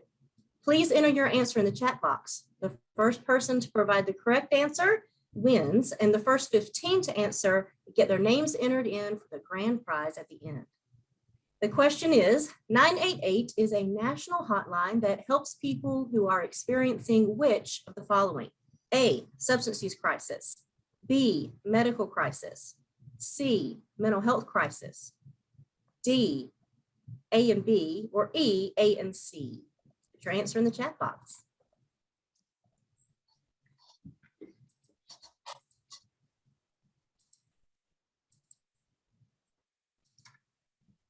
Oh, there's so many answers. I have to scroll up to see who answered correctly first. Oh, and congratulations to Jamie Bass. Yes, the Lifeline accepts calls, texts, and chats from anyone who needs support for a suicide, mental health, and/or substance use crisis. 988 is a crisis number that was established to improve access to Lifeline and other crisis services in a way that meets the country's growing suicide and mental health related crisis care needs. 988 provides easier access to crisis resources, linking people in crisis with local agencies and supports. These agencies and supports are distinct from the public safety purposes of 911. With the launch of 988, individuals experiencing a mental health or substance use crisis can receive a specialized response, while permitting 911 to be focused on attending to emergencies requiring emergency medical services and police and fire dispatch. Numerous studies have shown that most Lifeline callers are significantly more likely to feel less depressed, less suicidal, less overwhelmed, and more hopeful after speaking to a Lifeline crisis counselor. With your RI Weather Report, I'm Susan Cornett, live from Fayetteville, North Carolina. Now, back to the studio with Joe and Vincent. Thanks so much, Susan. All right, moving on. Vince, do you want to do the introduction for our next piece?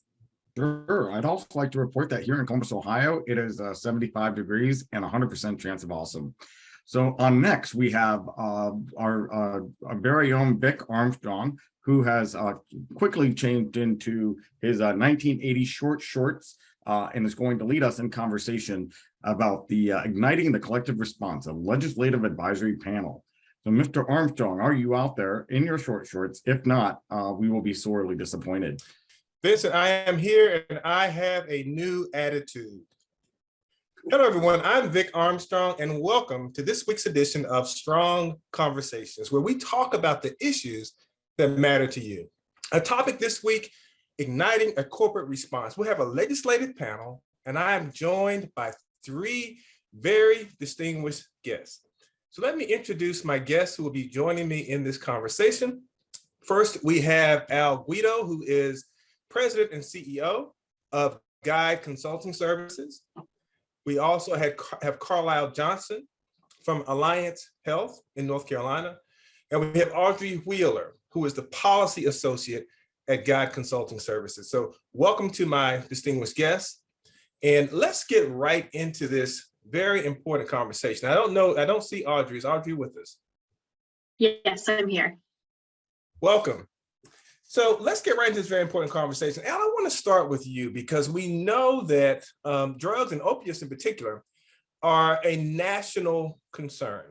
So I'm curious to know from your perspective, what is the national view on our approach to dealing with this epidemic? And if you could also talk a little bit about funding and where we are with funding.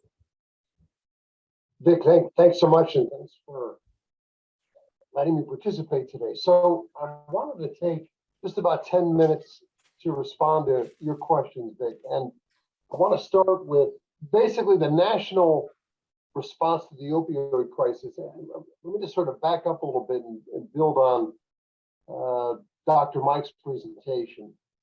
We lost 108,000 Americans to opioid overdose last year, the highest single year of recorded deaths in the history of the United States. There are projections that we might lose as many as 160,000 Americans next year from drug overdoses. And I think it's important to note that the Congress had passed significant legislation called the Support Act in 2018 in an effort to address the crisis. We were making some progress in 2019. The overall number of deaths had begun to decline until COVID hit. And then it appears as if the social isolation and related social dysfunction associated with the coronavirus pandemic seemed to significantly worsen the pre-existing opioid crisis. So there are sort of, Vic, I want to say 4 national responses to this crisis. Number one is funding. The opioid settlements, the combined financing from opioid settlements, which were made by both drug manufacturers, major pharmacy chains, and drug distributors. The total to date is about $47 billion with individual states and counties. And Vic, I try to look at some of the summaries of these settlements in preparation for this call. And what I'd say is that they look alike, right? So they typically establish a fund at the state level that will receive the opioid settlements. They break out in quite specific percentage terms what goes to state government, what goes to local counties, and then what goes to regions in many cases. And then they specify an array of uses for these funds, everything from expanding access to buprenorphine and naloxone to expanded treatment, transition for individuals that are incarcerated, and an array of oftentimes 14 or 15 specific legislative recommendations. What the states have done in many cases, at least 20 of them, or so, is pass legislation to set up how they would both receive the monies and expend them.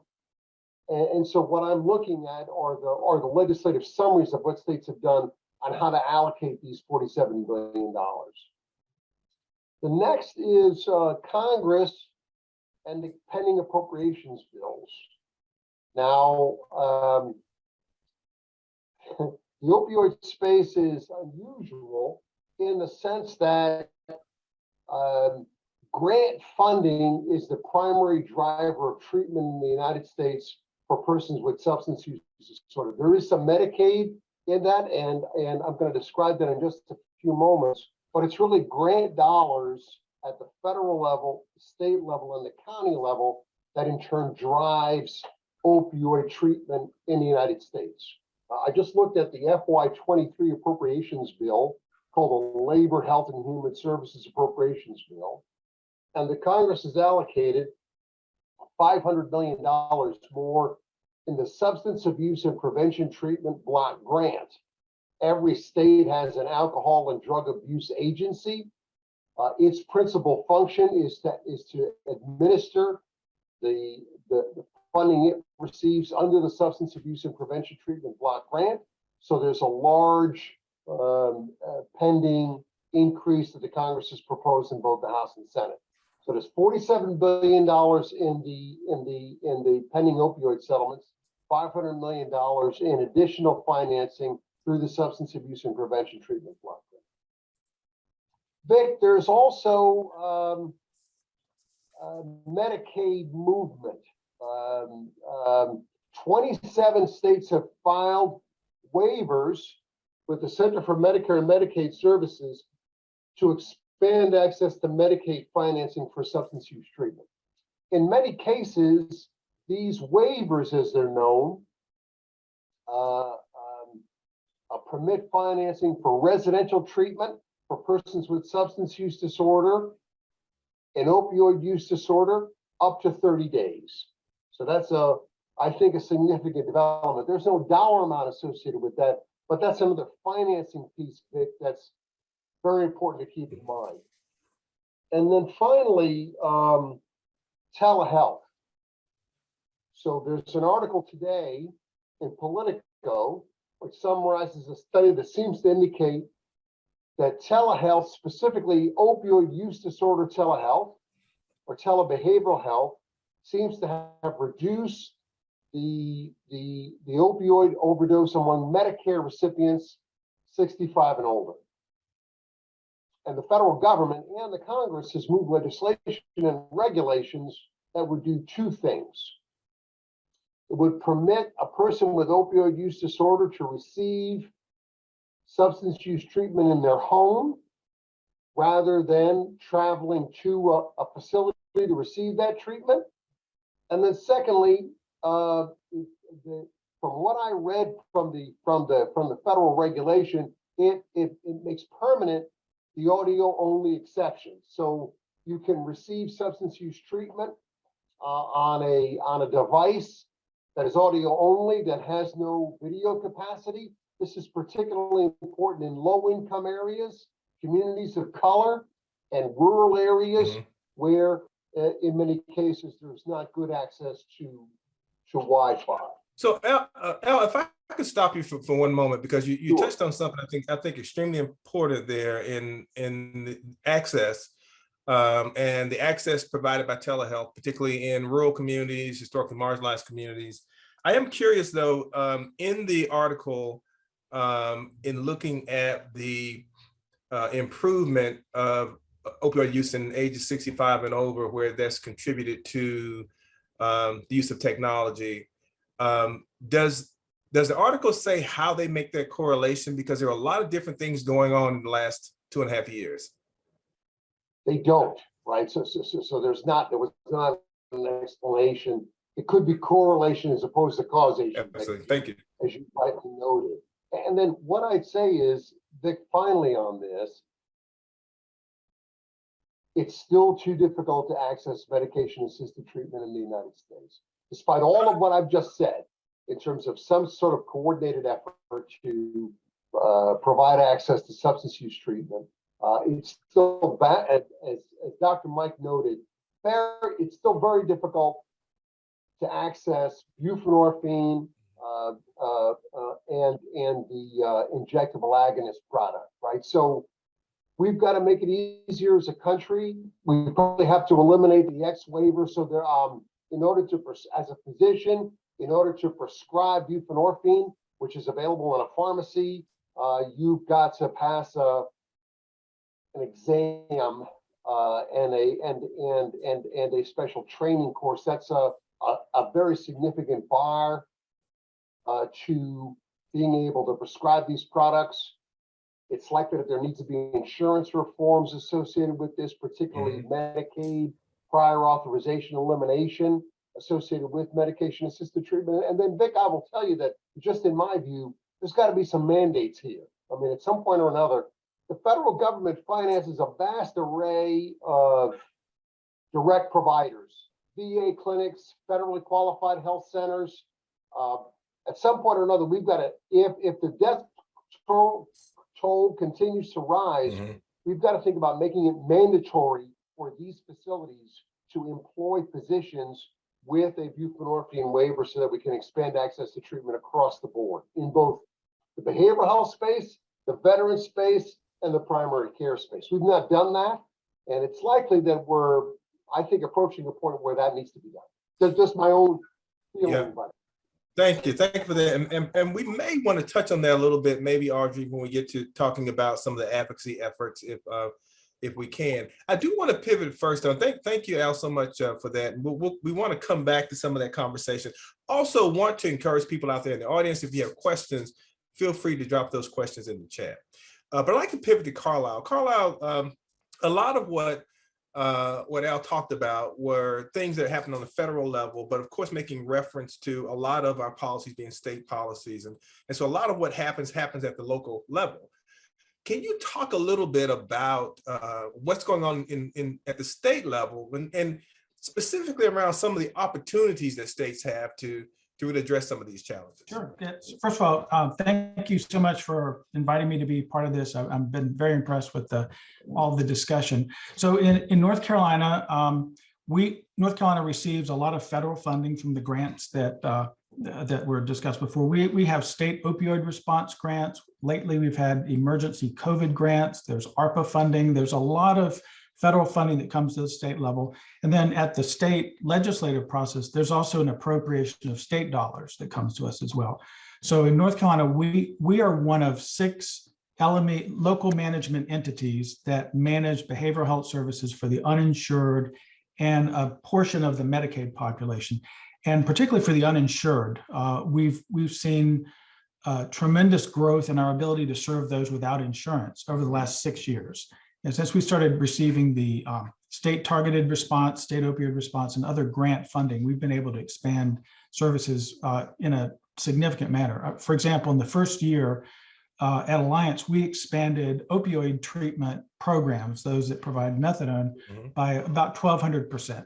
And so we've been able to significantly expand services. That looks good on paper. We still have tremendous gaps in services. And as a non-Medicaid expansion state, we still have a larger number of people who need care than those that can receive the care. But it's been a tremendous opportunity having the federal dollars.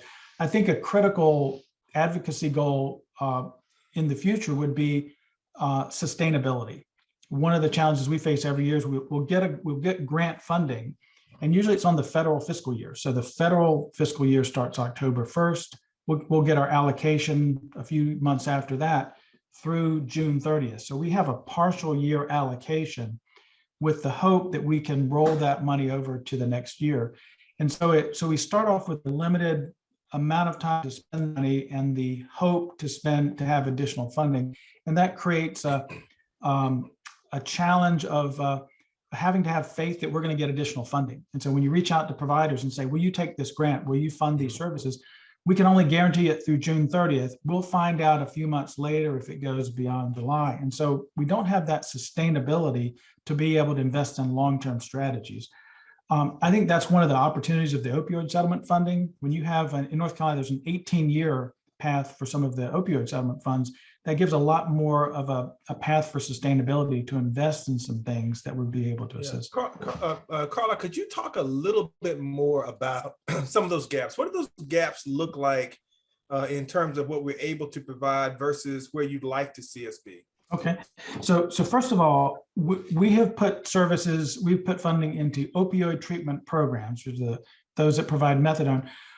We also realize we need more office-based opioid treatment programs, those that provide buprenorphine. The challenge for state funding is that we don't have a source of funding for medication, and we also don't have a way to bill for the lab costs. And so purchasing medication has been a barrier. We've found creative ways to do it, but it varies by county. And then ultimately, compared to an insurance benefit where you can go to your pharmacy and get medication, there's not an equivalent funding mechanism for that. So we've been able to use grant funding to buy one-time purchases of buprenorphine and gotten really creative. But ultimately, the ideal to me would be a statewide buprenorphine plan that would enable you to go to any pharmacy that was enrolled with the pharmacy benefit manager and get buprenorphine. And then I think, to me, Alliance focuses on our 6 counties, but we have 5 other MCOs. We have standard plans that handle part of the Medicaid population.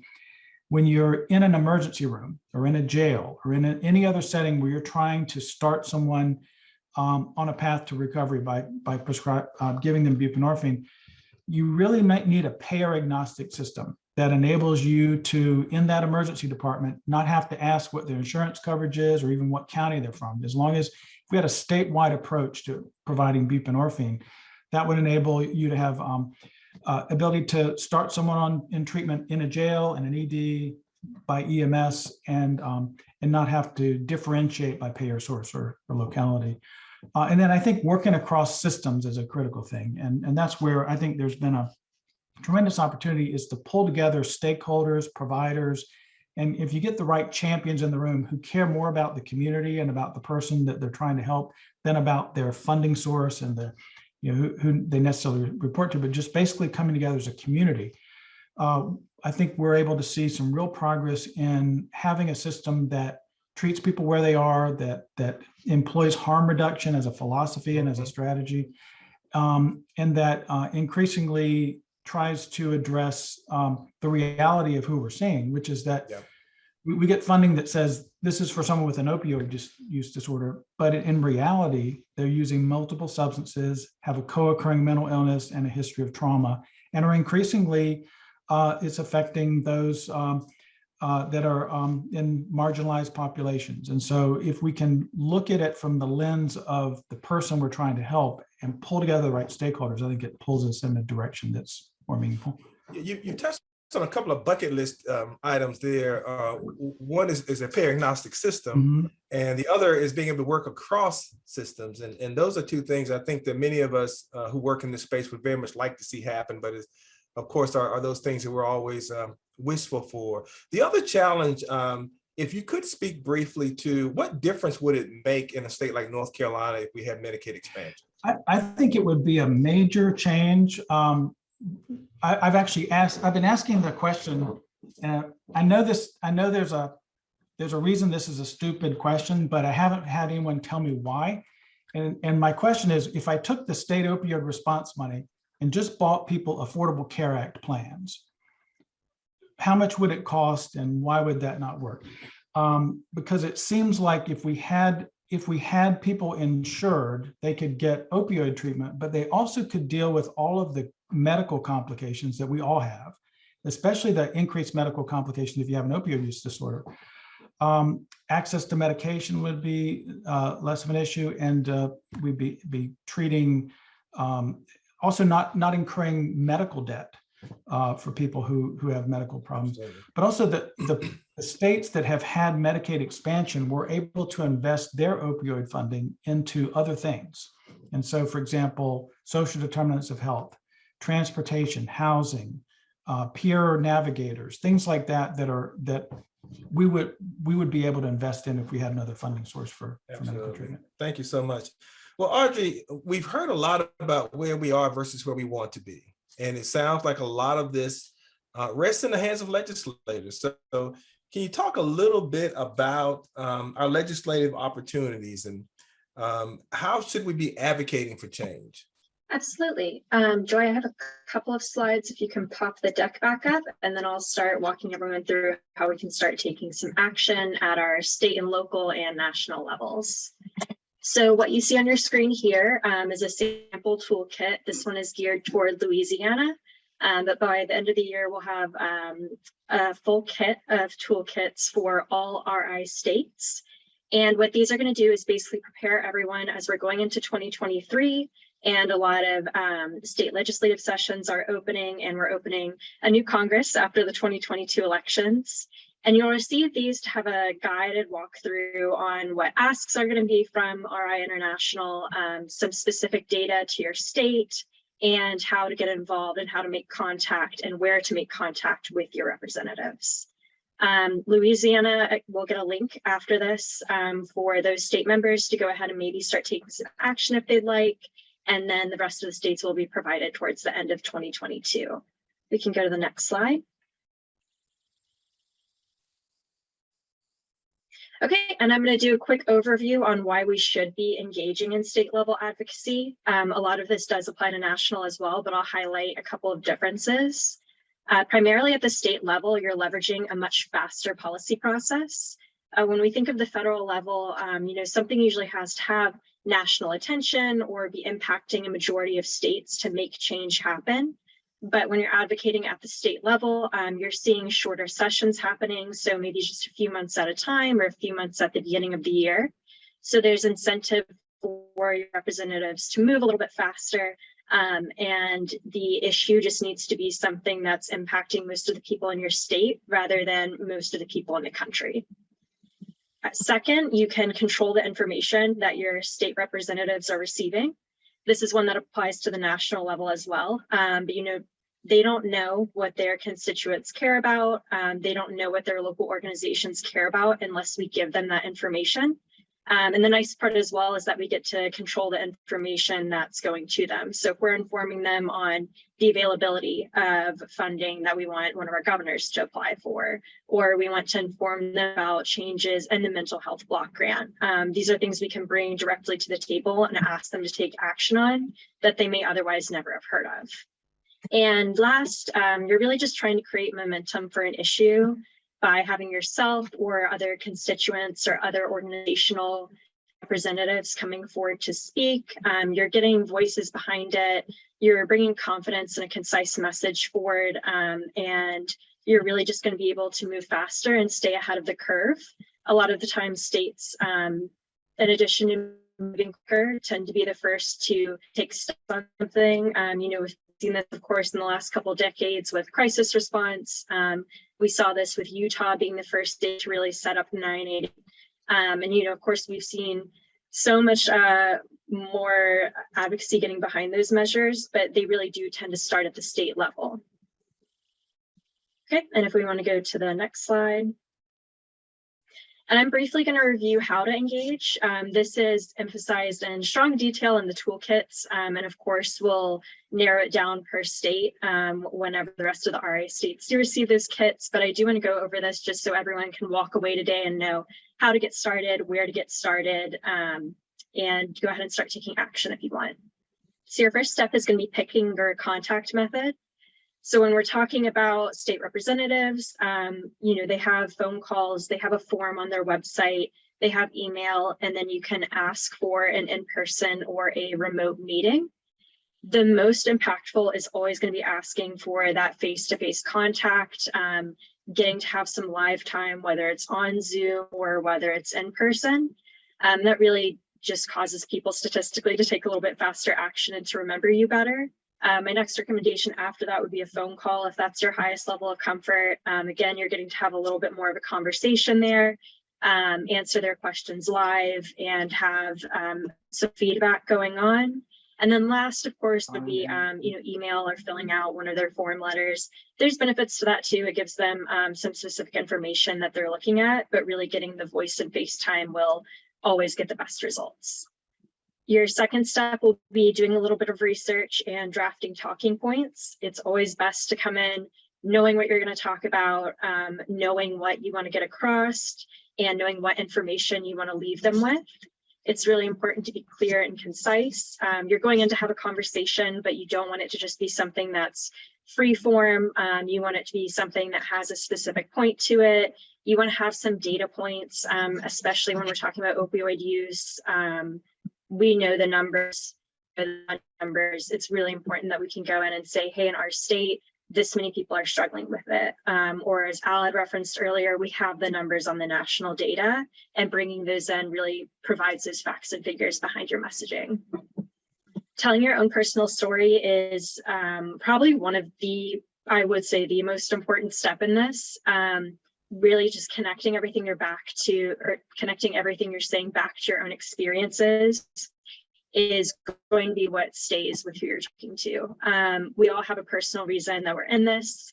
We're all involved with this because it's impacted us personally. And so bringing that to the table and being able to share your own experiences is the messaging that'll stay with someone. It can be something as simple as why you got involved with RI. It can be why you're advocating on the issue, how it's impacted you or your family. There's really a lot of ways you can take it. Of course, you know, making sure it's a story that you're comfortable sharing, but that is going to be what stays in someone's head whenever you leave the office or log off the Zoom.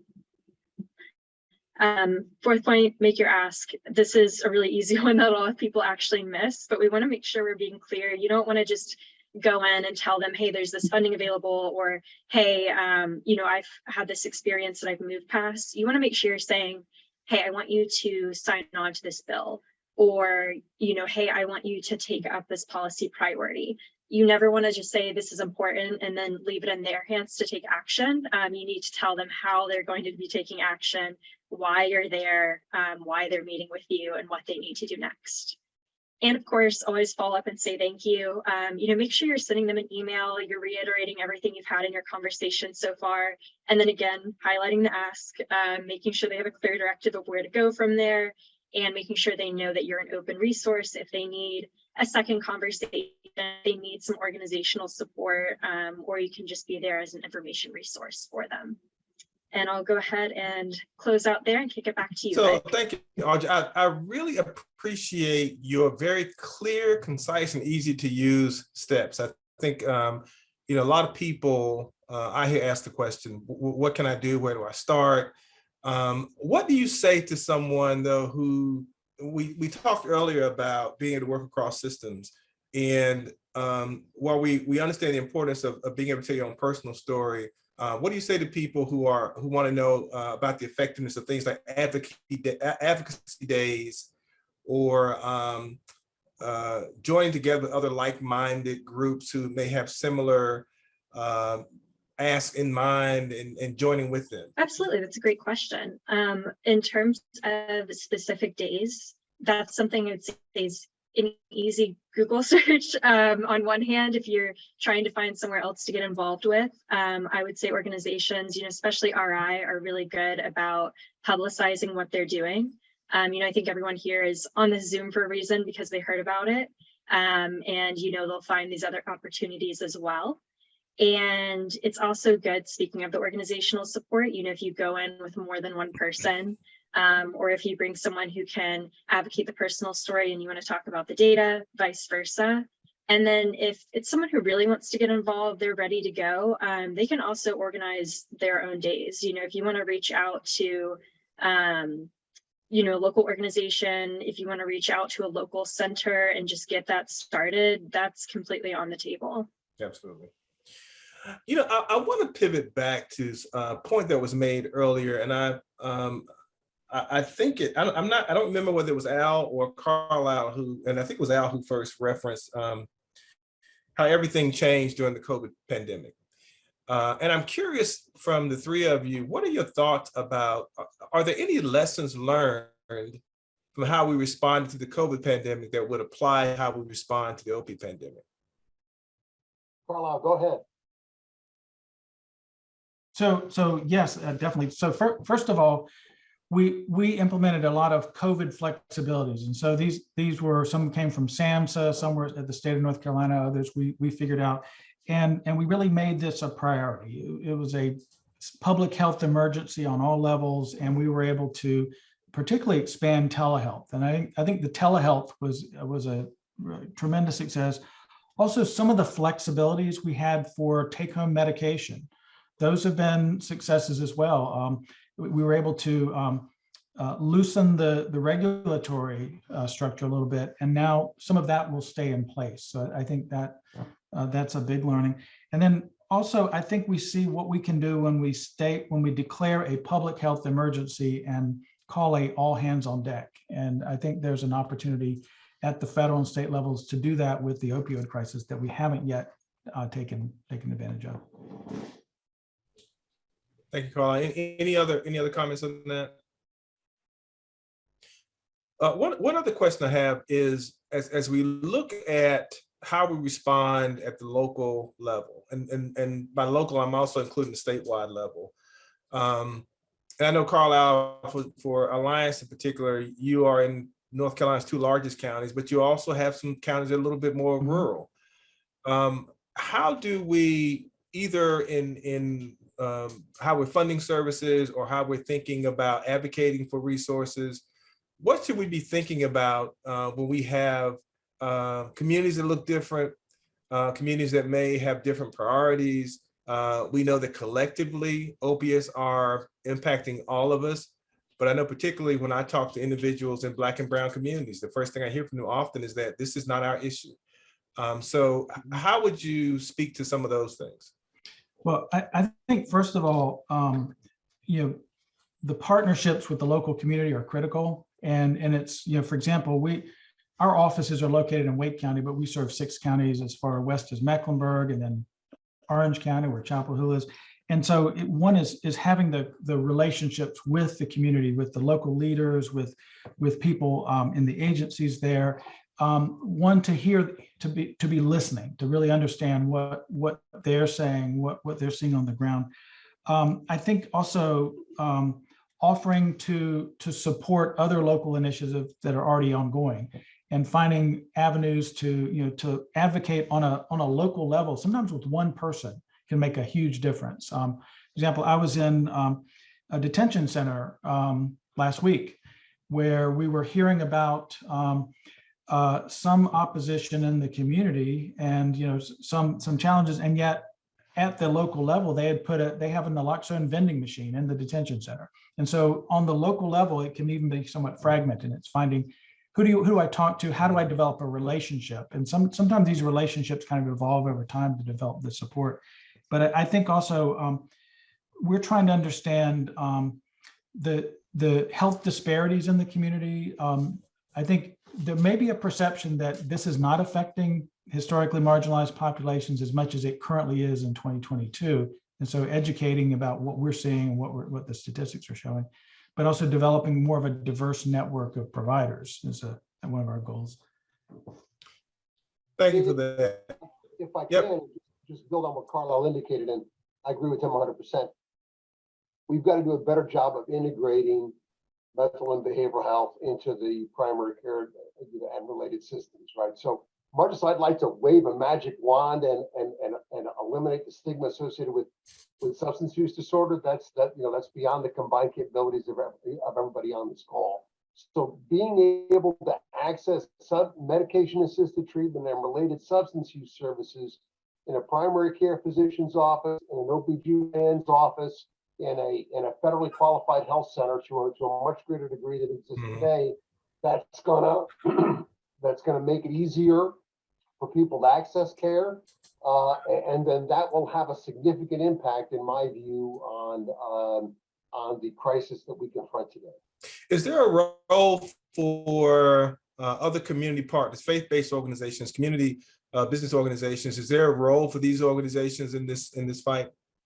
Yeah, I think actually I can speak to that one a little bit more, but especially when you're talking about coalition building, that's going to be a huge one. If someone may not always feel comfortable, reaching out to get assistance with an opioid problem, or if a family member is struggling, people don't always know where to go.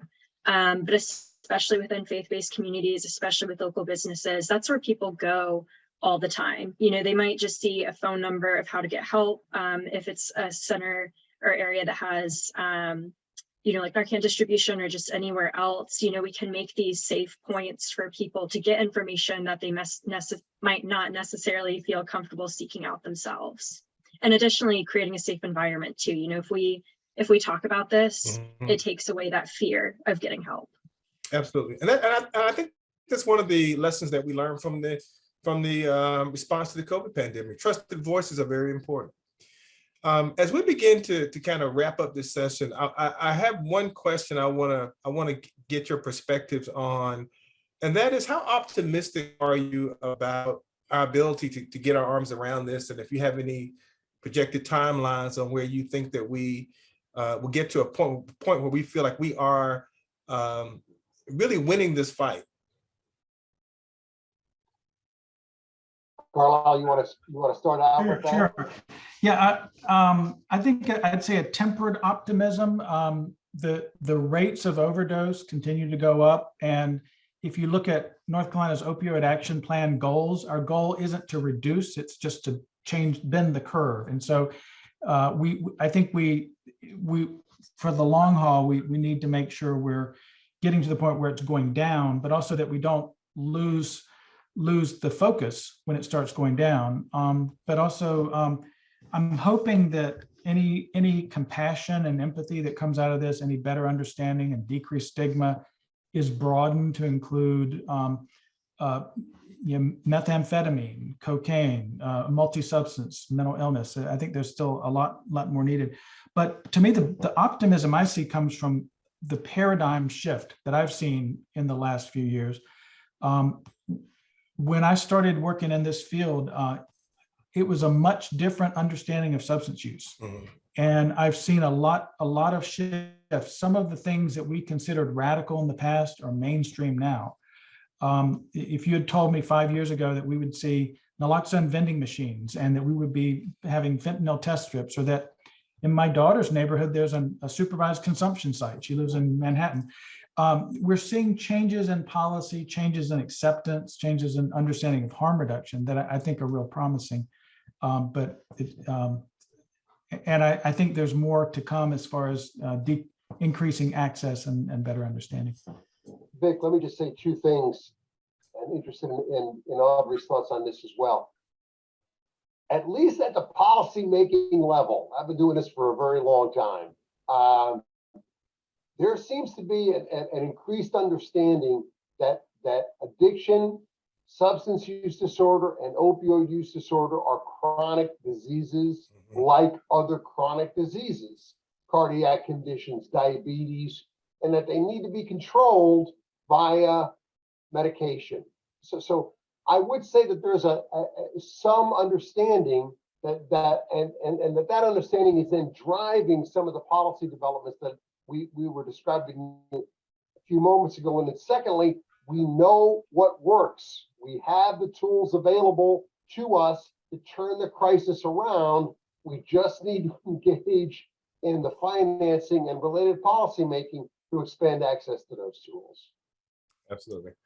Well, thank you so much. It looks like we are out of time. I do want to thank my guests, Al, Carlisle, Archie, for being with me today. Thank you all in our audience for joining with us for our weekly Strong Conversations. And remember, if it's Wednesday, it must be Strong Conversations. Joe, Vince, back to you. Vic, very well done. Thank you all for our guest. And did anybody think while you were listening to Vic through that entire sequence, Chuck Todd? That was a question he asked the other day when we were and if you could just give us some feedback in the chat if you had a Chuck Todd flavor. So thank you very much, everybody. Thank you, our guest. And I was also going for Chuck D. If we're since we're in the sports, I'm sorry, what did you say, Vic? I said I was going for Chuck D. Okay. All right.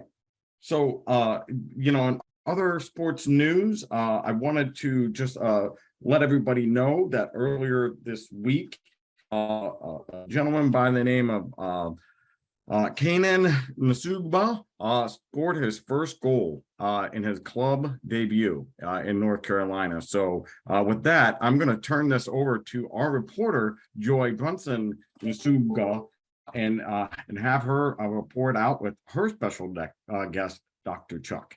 Joy, are you out there?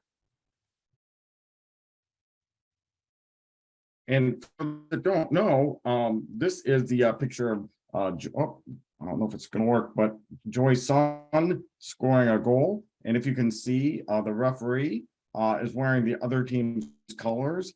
That was probably on purpose, just to keep the score down, being a member of their team. So, Joy, are you out there? Hey, Vince, it's Jamie Sanchez. I'm actually going to take this one over for Joy. All right. Thank you, Jamie. Fantastic. Hey. All right. So thank you for passing it over. I'm here with Mr. Dr. Chuck Browning. Dr. Chuck, you have provided the medical and clinical expertise for opioid use disorder treatment and allowed us to influence the policy and procedures for RI's MAT services. So it is an honor to be with you today. Thanks, Jamie. I'm excited to report new news in terms of what RI's got going on with this initiative.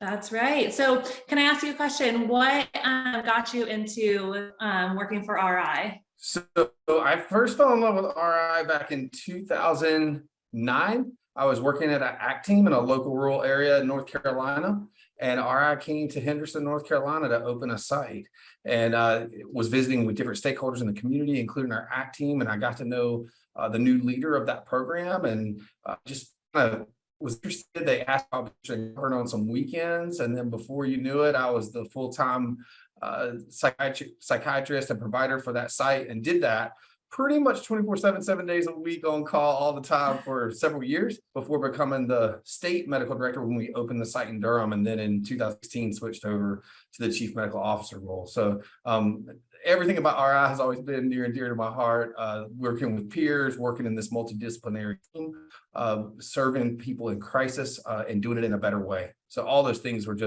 have been a part that attracted me at the very beginning that still runs true. Awesome.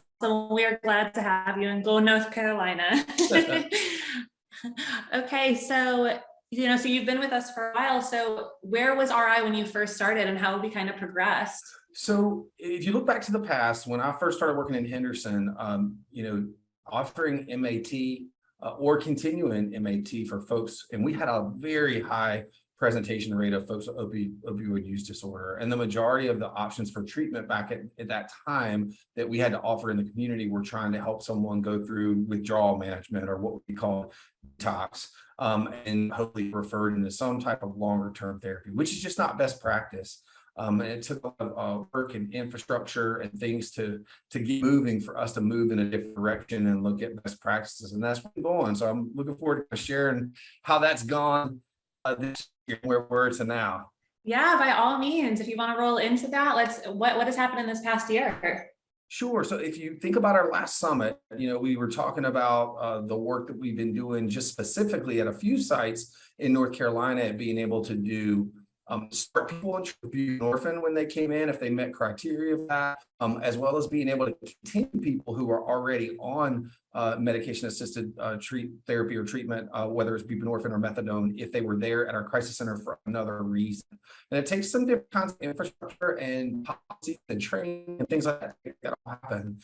We had also just finished getting Narcan as an available process available to all of our sites at that point, and had some amazing rescue stories of just people in parking lots and things that were happening that were rescuing lives just by our staff having it available, but also passing it out as a harm reduction measure. So some highlights of the things that have happened in this past year: things have changed and gotten a lot bigger, grown a lot more universal across our whole company, and we just hope that to keep going forward. So some of the highlights is not just in one site in North Carolina, but being able to offer induction and continuation for MAT it has been spread out throughout the company. We have a few new sites and a few sites that have some logistical infrastructure things that we still have to conquer to be able to say it's universal at every site. But we're on progress to have that done, hopefully to be able to confirm that by for sure in our next summit that we have to celebrate that. And it's such a big deal to offer best care and best practices. Another new thing, being able to look at offering the most comfortable care is being able to offer buprenorphine assisted withdrawal management. And so, in the past, we have lots of folks who would leave early because of just being uncomfortable with symptom-based relief when they're going through a withdrawal process. And so people who choose that path to work on that, being able to have buprenorphine, it gives almost instantaneous relief for most people, and helps that process of going through withdrawal so much more easier. And so we've been able to develop protocols and implementation for that. And if any of these things I'm talking about as I go forward, you don't have at your site, you need to reach out to our opioid subcommittee so we can support making sure that we finalize those things. So on that note, another thing that's happened is the opioid subcommittee started as an individual project group separate. Since then, our company in this past year has developed something called the Medical Leadership Council, which is a gathering, if you don't know, of our nurses, providers, clinicians. We have representation from our peer leadership council and our diversity, equity, inclusion leadership council, so that we have crosstalk going amongst all three councils. But the opioid subcommittee has moved into being a subcommittee of the medical leadership council. So we have all that infrastructure built together as we use this medical leadership council to kind of standardize and share all things medical clinical for our whole company. And so we're really excited to have them be a part of that. One of the things that's happened in our opiate use disorder world in terms of overdose prevention has been kind of our emergency services that we have all of our sites, and we've made kind of a medical go bag as a safety assessment requirement for all of our sites, and included in that is Narcan. And as you know, we have been using that at many of our sites and had many successful rescues where people presented in the parking lots and things of that nature. But it's kind of a uniform, standardized thing going forward, and including any new site that we were, if we were to open it up. We've moved forward in more harm reduction measures, as we've discussed. And are looking to look at new initiatives. So not just passing out Narcan for folks, but also, getting involved in considering other harm reduction methods, whether it be needle exchanges, fentanyl stick tests, so that people can test their own drugs out in the community, because that's such a big deal.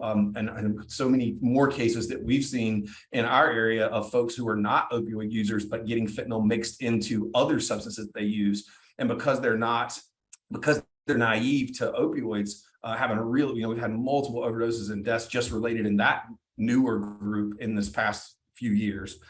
And in terms of training for our staff, I'm really excited to say that we've kind of standardized training for all of these processes: inductions, withdrawal management, continuation, what you're supposed to do, what each team member's role is in that. Well, that's going to be live in Relias in September, so that we'll actually have an official, MLC sanctioned training about how to do all this. And it goes back, that's a goal of the MLC, to do it in all realms of what we're doing, but I'm very excited about having that available for everyone. So it'll include being able to do competency assessments to make each staff member understands those things, but just be chock full of good information. And then you can constantly reference, even if you're like a registry nurse working at one of our sites, to see how we do what we do. I think one other important thing is just developing more infrastructure within our sites of multiple different teams. So you have to work on what your DEA license is to be able to manage this. And it has to be for the facility, not in the medical director's name.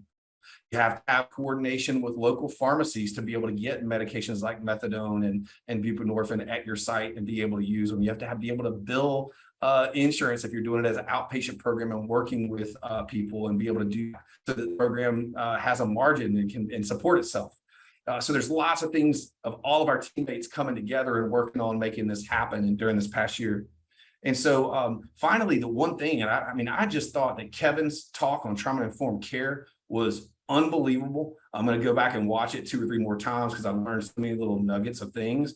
But we've been really working on our trauma-informed care training and supports on what we're doing for the company. And that includes getting a lot of our trauma-informed care from an excellent trainer that's part of UCARU, as well as a portion from Kevin that she adds in some of her expertise and wisdom that will be part of our newly added on trauma-informed care training for all staff. And that's so important in the population, because you just don't know when you work with folks who are going through this on a daily basis, the kind of stigma and challenges they face when they go to the emergency room, when they deal with their family, when they go see a surgeon who wants to do a surgery on them and they're stable on their methadone dose, and the surgeon won't give them any pain medications or wants them to get off their medication in order to do the surgery. I mean, just the stuff that you see these folks go through. And so how we give our staff the information and the knowledge and having the culture that supports that is really important.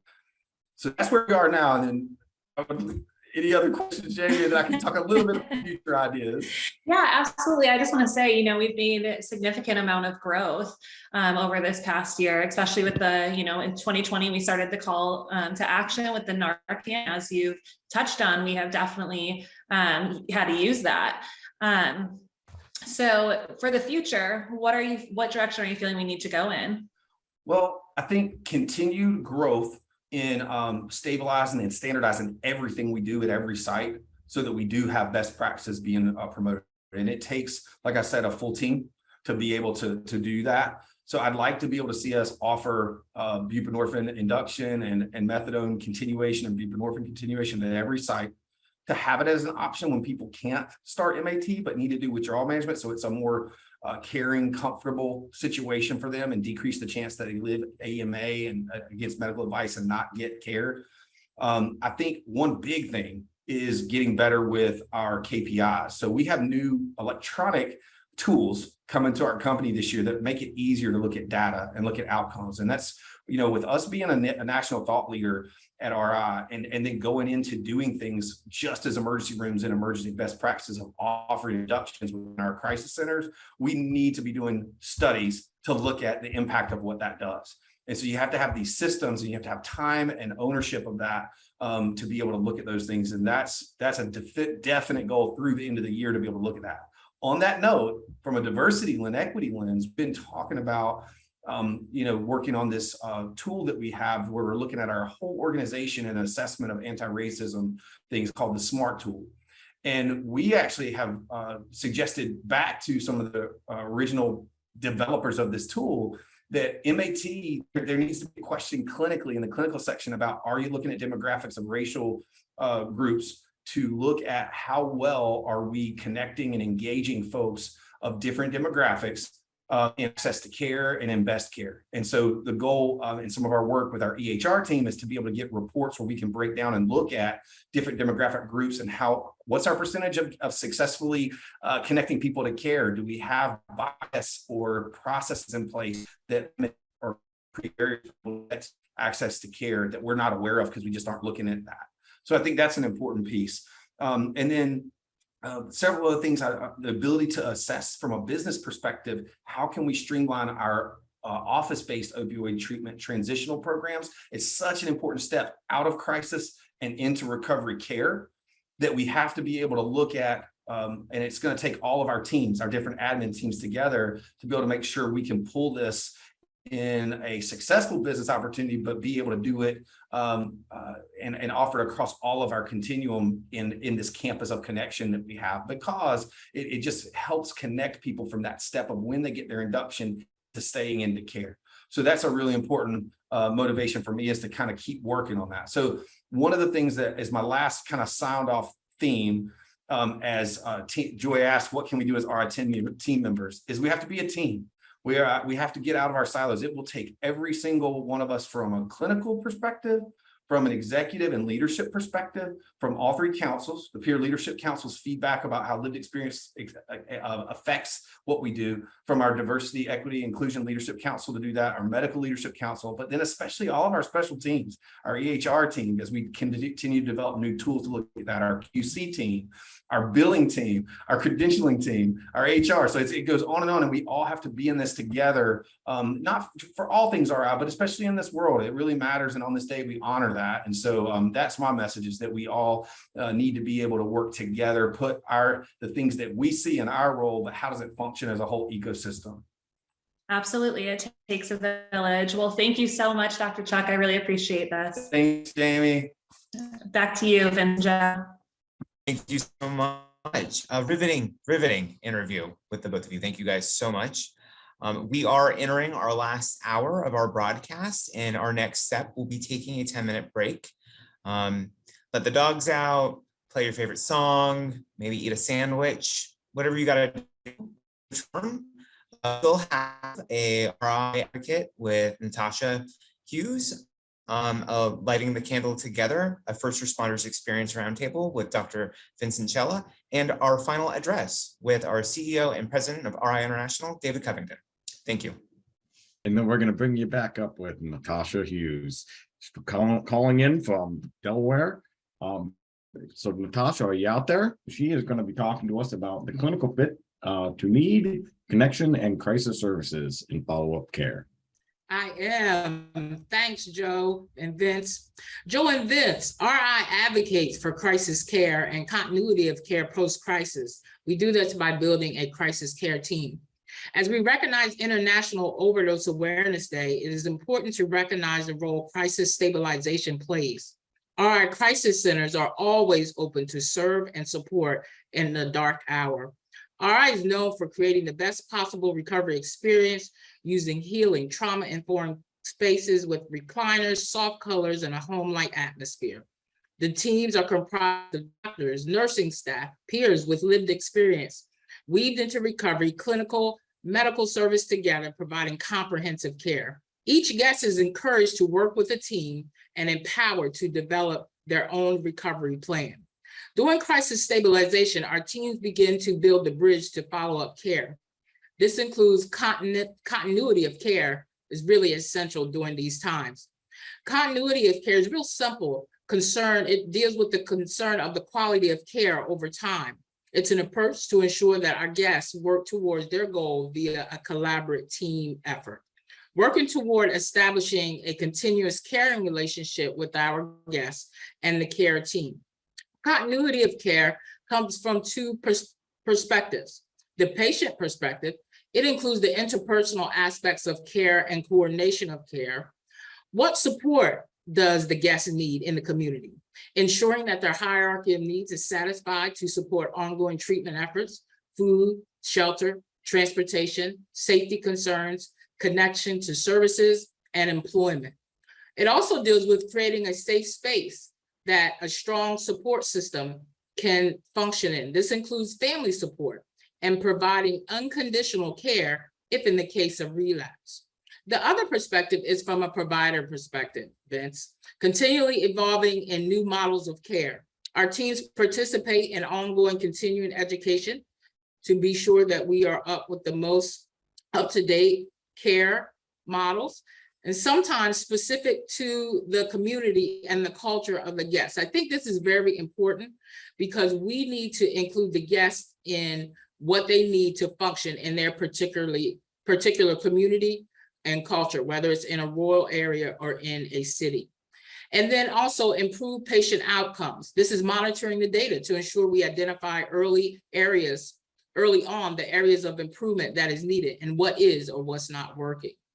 At RI crisis stabilization programs, discharge planning begins at admission. Our teams begin to build a discharge plan with our guests by supporting or ensuring that the guest has a healthy support system. If they have support via RIs, our teams are able to communicate with our guest family, their friends, their significant others, their sponsors, their spiritual practitioners, or anyone else that is a healthy, sober support for them. No healthy, sober support system established, our teams go to work to begin to build one by involving our peer support, connecting to RI's targeted case management services in the community, involving the MCO insurance case manager and other community support services. We strive for seamless service in the transition back to the community by ensuring a warm handoff to our in-house outpatient community services or our targeted case management programs to whatever the provider, whatever provider the guest chooses. RI also accomplishes this by having follow-up conversations post the guests meeting their goals. We check in with them, and this may include an invitation back to services, and in some cases, supporting them in resetting post a relapse. Lastly, I'm excited to share that RI Delaware is exploring its very first community SUD program. This would allow RI to join Delaware's coalition of substance use provider communities. RI's advocacy for establishing quality of care over time is ongoing and relentless. We serve Delaware strong. Reporting live, Natasha Hughes, RI Delaware. Back to you, Joe and Vince. Thank you so much, Natasha, and the rest of the team in Delaware. Up next, we have Lighting the Candle Together, a first responder roundtable presented by our reporter, Dr. Vincent Chella.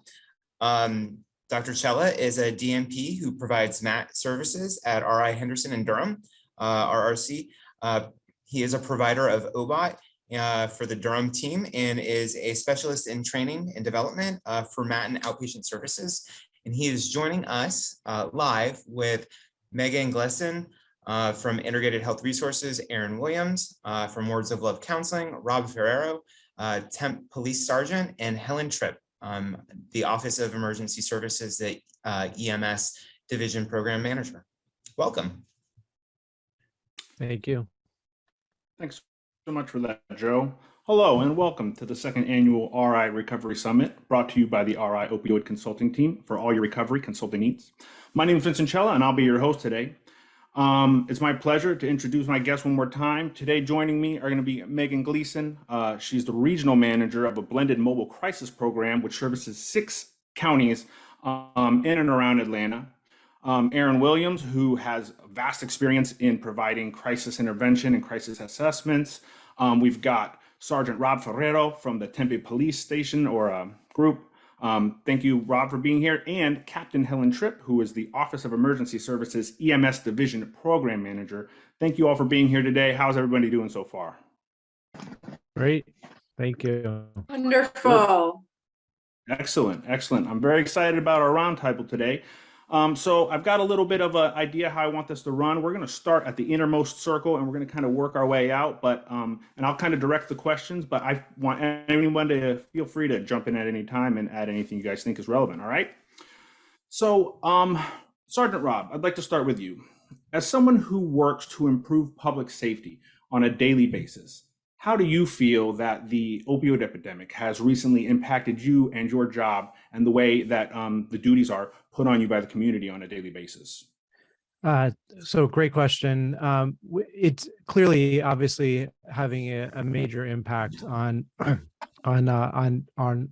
services that we provide the community.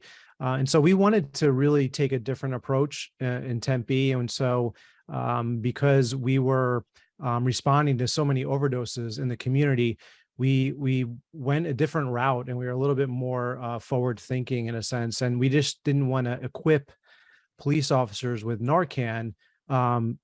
We wanted to take a different approach. And that was more of like a CIT based approach, that it was cops would be able to use Narcan in the field. And then right after that use, ultimately then trigger this massive behavioral health response by calling a phone number. And it's the program that we developed over the past couple of years, funded through SAMHSA, has been incredible, exceeding all expectations. We've saved to date about 225 lives in just over 2 years in just little old Tempe, Arizona.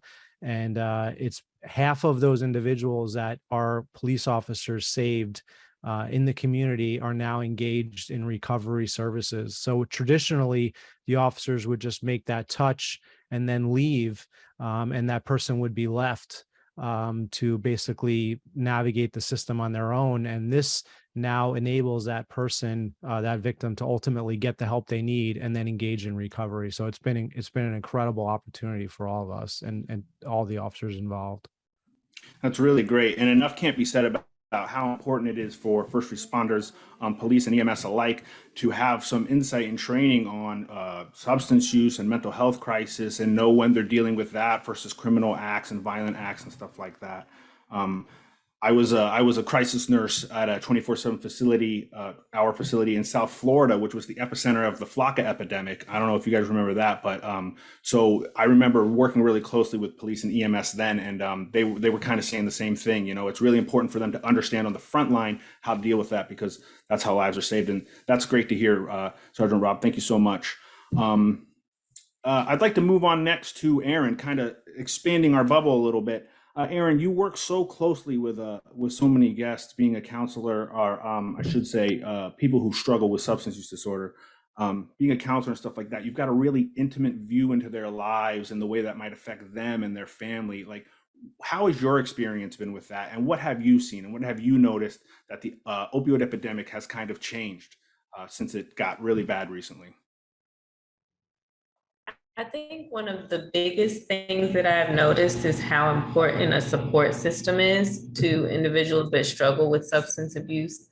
What we often see is that there's a little more, I want to say, of a cushion when it comes to individuals who have that family support or have friends who can stay with them, versus individuals who at least feel like or actually have nobody there that is willing to support them. And so what we struggle with a lot in the field is the limited amount of resources that we have. And so being able to have that support system that can kind of wait with you, you know, until a bed opens up or until, you know, you have more access to resources has been really helpful. It takes a lot of critical thinking when that person doesn't have resources or support systems at their hands. And so trying to get them access to services when they don't have somebody that can drive them to a particular agency, or they have somebody that can kind of keep them safe or help limit their access to substances when they are trying to gain access to treatment is a really big factor in us determining, their level of safety, what kind of steps we want to take moving forward before we leave that scene or before we, make referrals or develop a plan for them in the meantime.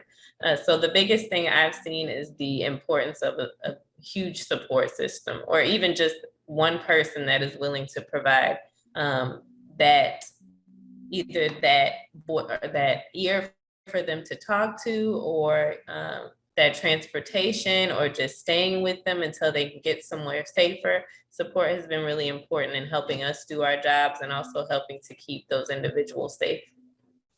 As somebody who's probably an expert at this point in developing therapeutic alliances and therapeutic relationships with people who struggle with those kind of things, what would you recommend to maybe someone who has a friend or a family member, or maybe even somebody else who works in the mental health field, who is trying to maybe fill a role that, as you said, is so important that maybe not everybody has access to, like friends or family who can support them even emotionally? So I recommend a couple of things.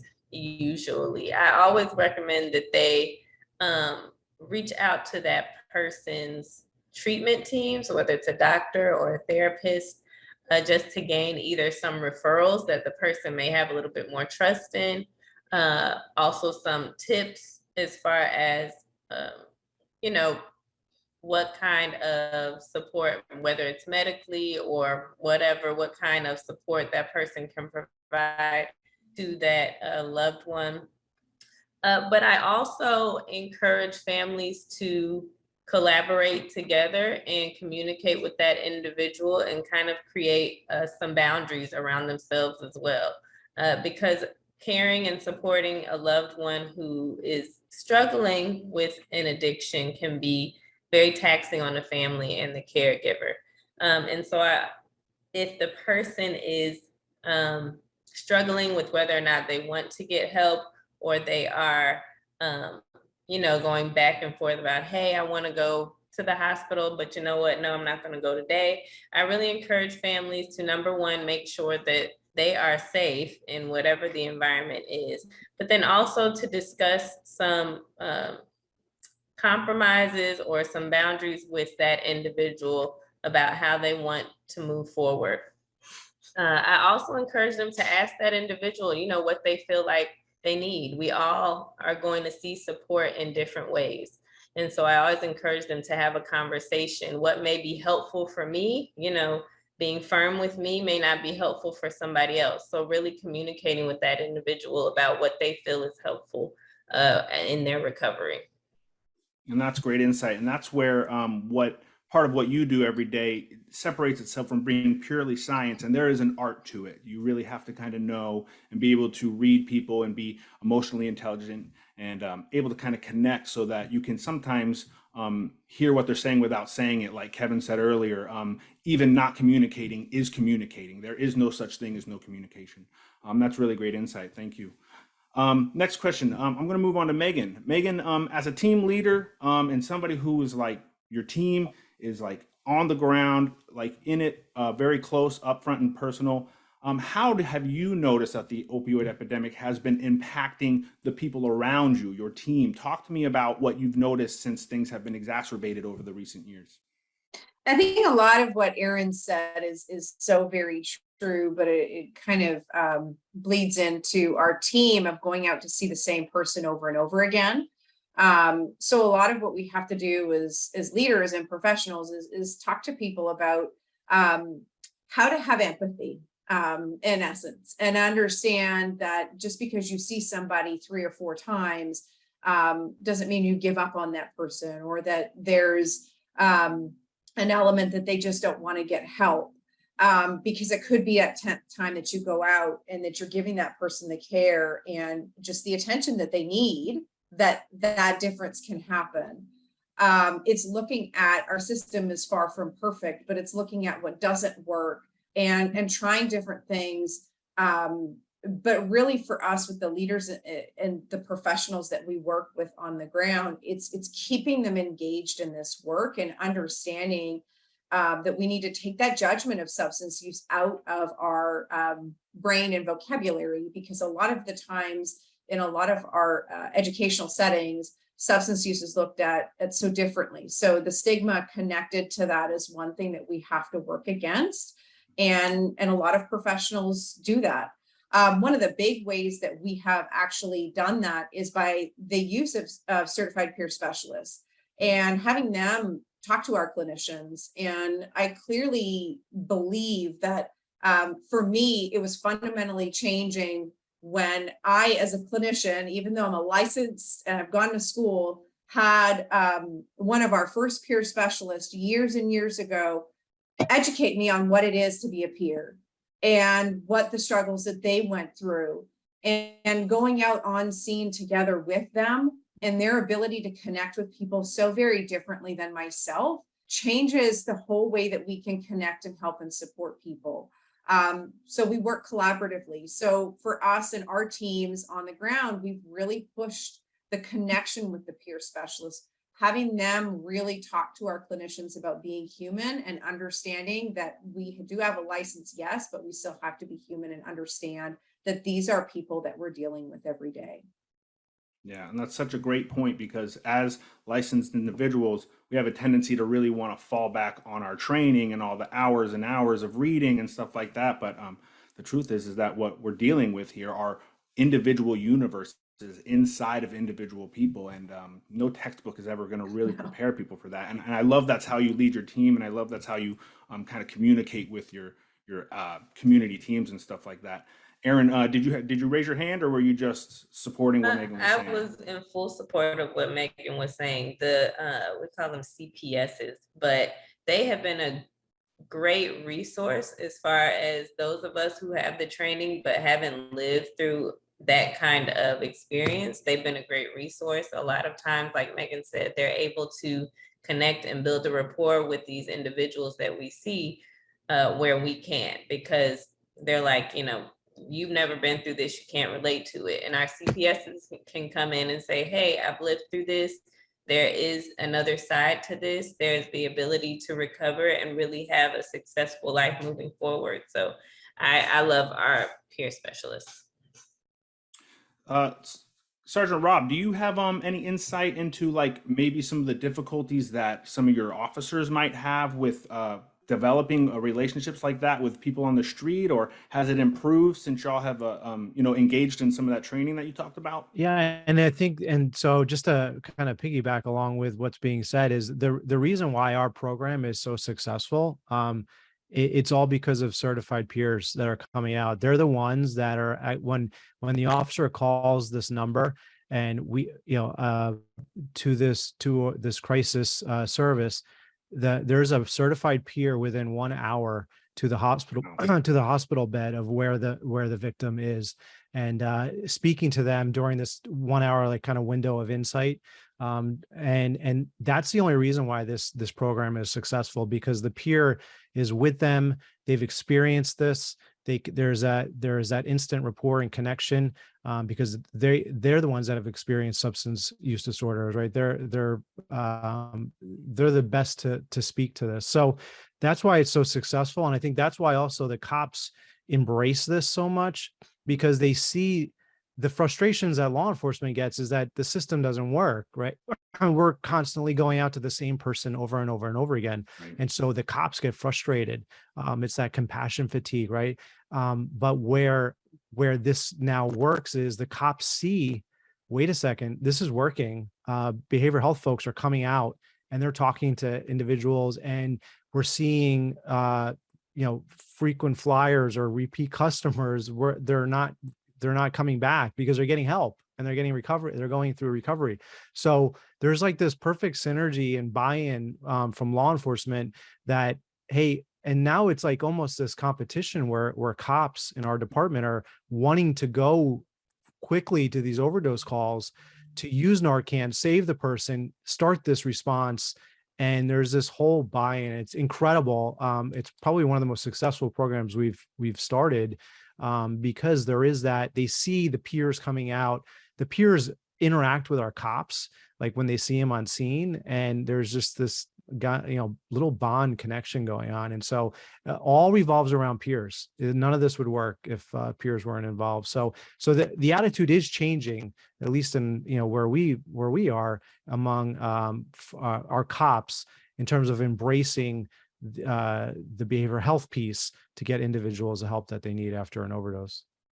And that's amazing too, because on another level, if you think about it, your officers can kind of be like peers to other officers by bridging that gap and letting them know, like, hey, y'all, this is what's made it work before. It's actually working. Our lives are better. Like, we're feeling more enriched. We're feeling better. We're making a better connection with these people on the street, and we're actually being more effective overall. So that's fantastic. I love to hear it. It sounds like peers really seem to be the key across the board thus far, and I think that's fantastic.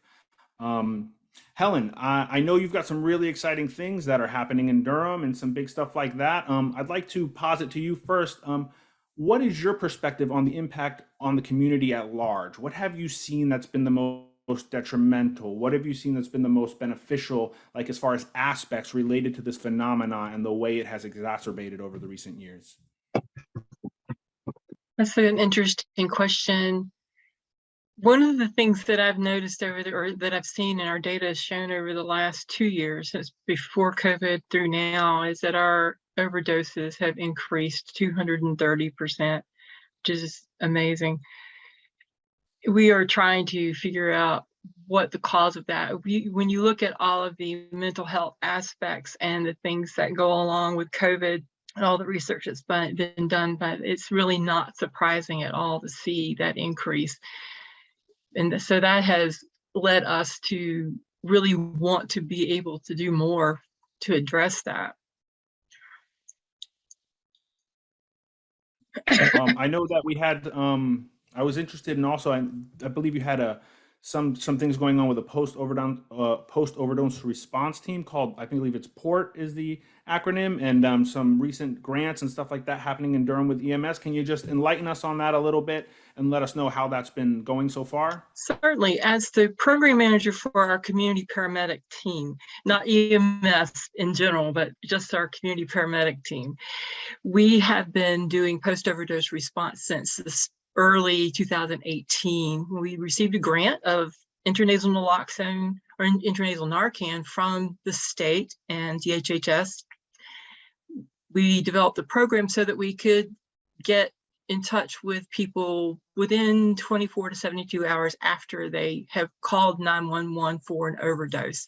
The EMS crew, the ambulance crew will treat them, provide the life-saving measures that are needed, and then we would follow up after the fact to give them a naloxone kit, to give them information about resources, and to encourage them to get into treatment.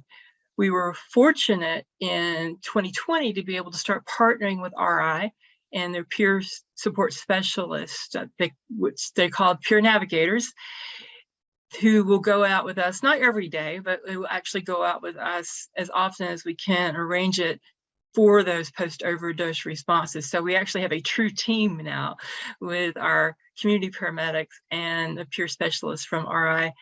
And that person is able to talk to them. Obviously, as you've already heard, peer specialists are wonderful in this role because they can meet that person on their level and can talk to them in the language that they understand much better than those of us who may have not experienced the same things that they've experienced. We did just receive a SAMHSA grant, which we're in the process of trying to get implemented.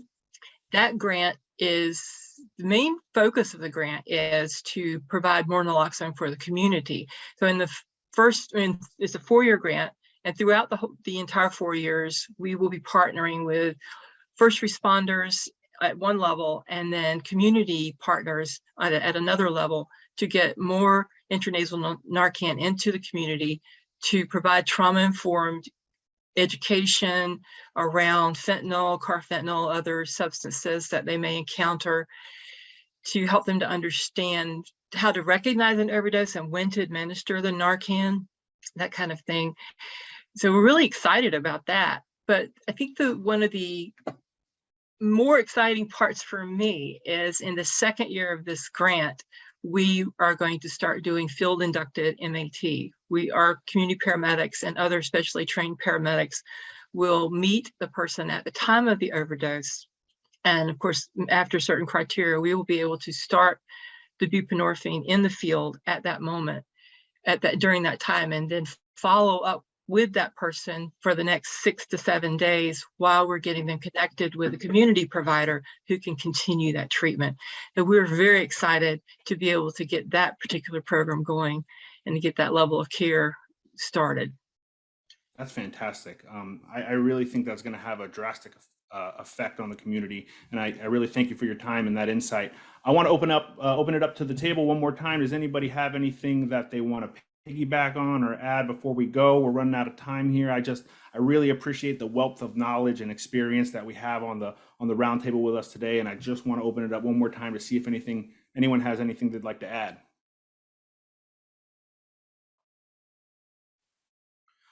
All right. Well, thank you all so much again for being here. It's really been a blessing to all of us here on the summit and all of us at RI. We thank you so much for being here.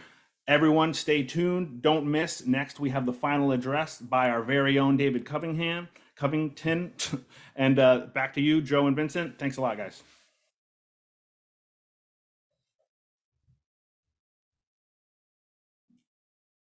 All right. All right, I'm out. I think I'm out there somewhere. Hopefully you guys can hear me. I want to thank Rob, Megan, Helen, and Aaron. Again, Vincent, for being a great host and having a great name. As soon as here I am, I'm going to go ahead and introduce our president and CEO. But before that, I wanted to show that I have my uniform ready to go. I've got my sport coat. I got my t-shirt on. And then I also have my Spartan medal, just so, just kind of keep it, good segue to our David Covington. So for now, we'd like to give you a couple minutes with our president and CEO, David Covington.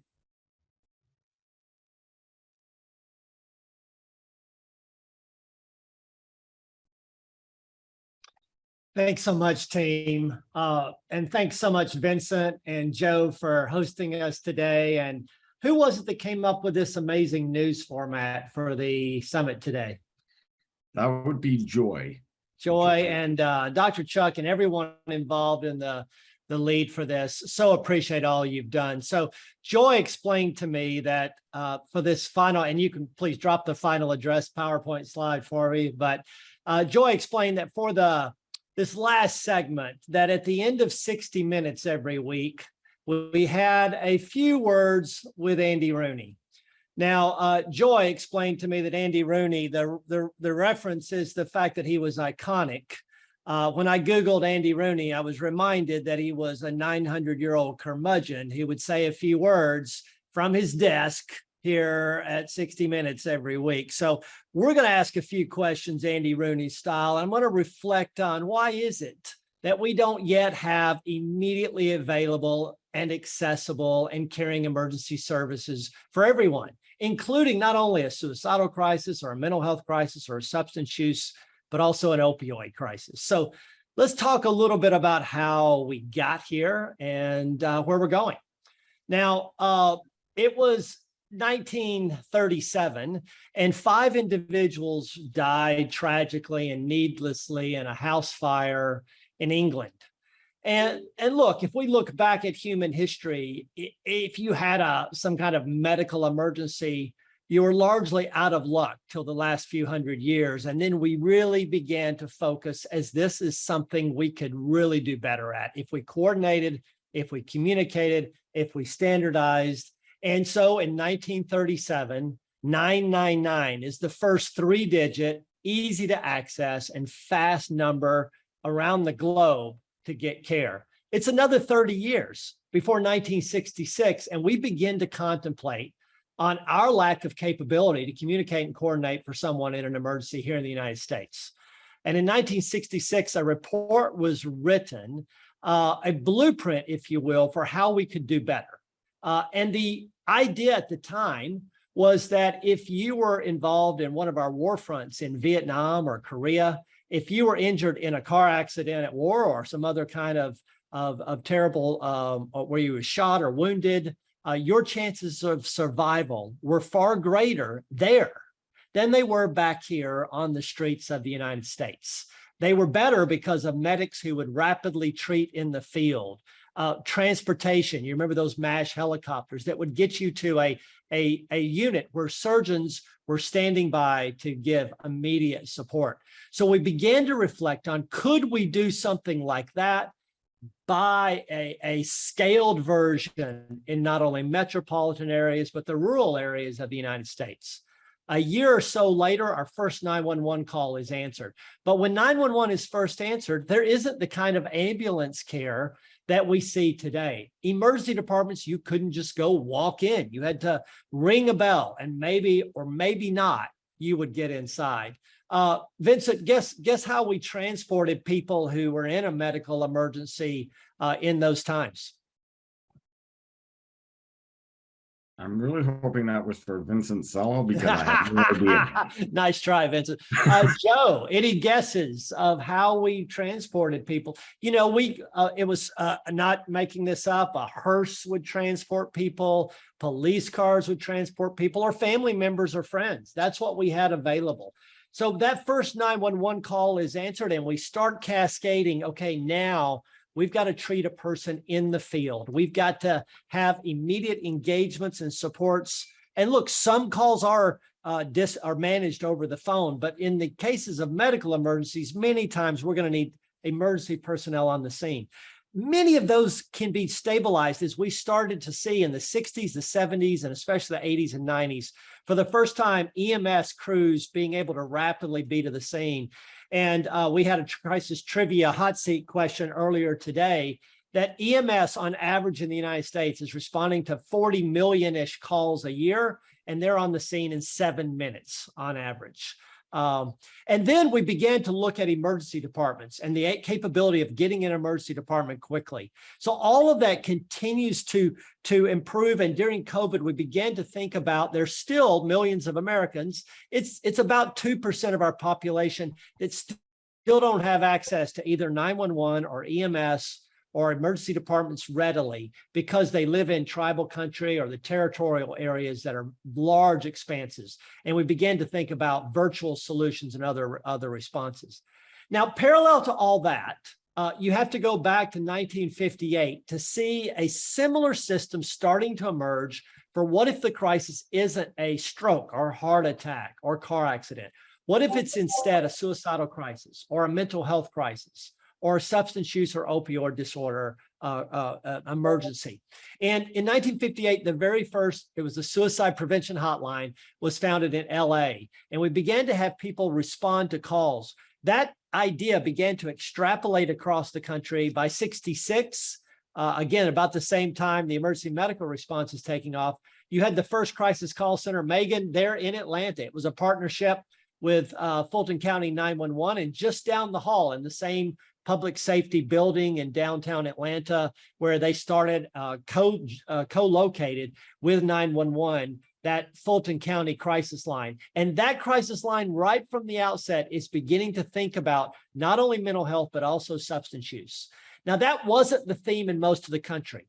As you go all the way to 1999, Surgeon General Satcher makes the first statement that suicide is a serious public health problem. And we begin to lay the groundwork for, in 2001, 1-800-SUICIDE, which in 2005 became the National Suicide Prevention Lifeline. But until 988 emerged, we still were thinking about that line as primarily its scope, and in legislation and in the contract, it was focused on suicide, not on mental health.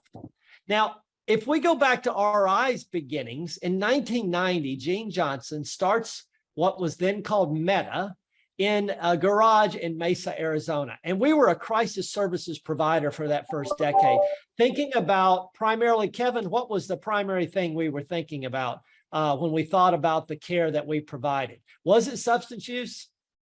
No, it wasn't. No, it wasn't. It was adult mental health.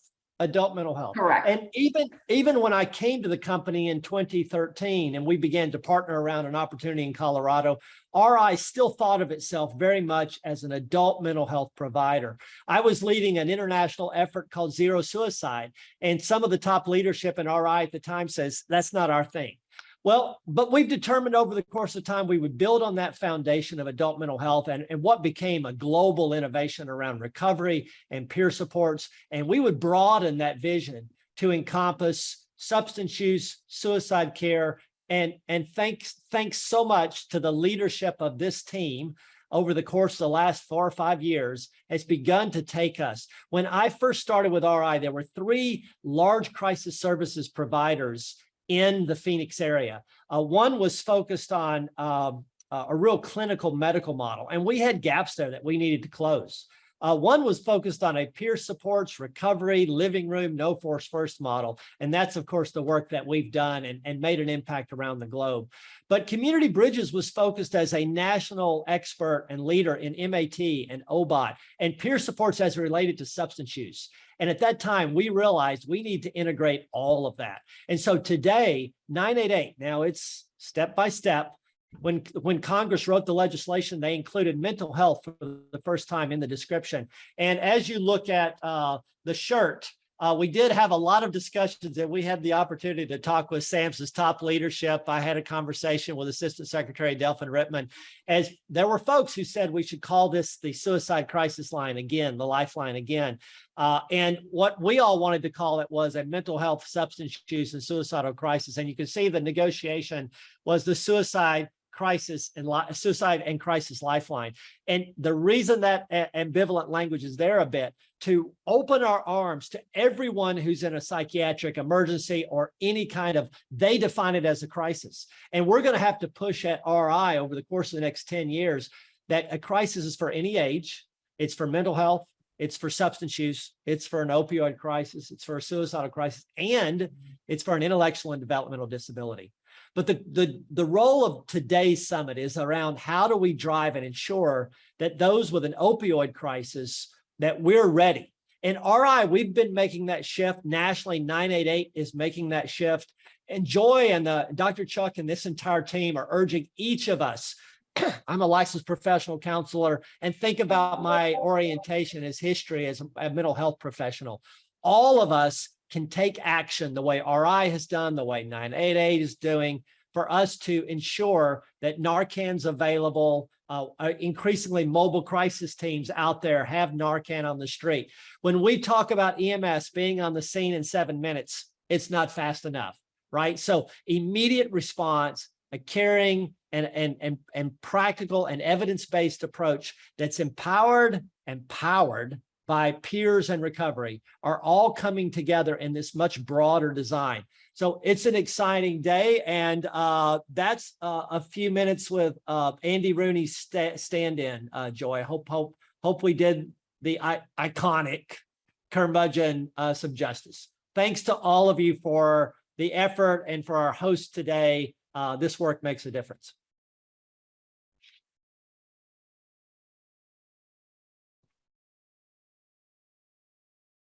All right, thank you so much, Mr. Covington. Our next part is the last part is the grand raffle.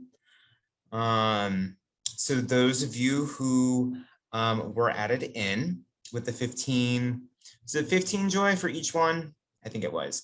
We were gonna see who, yep, we're gonna see who wins the grand raffle prize. So spin that wheel.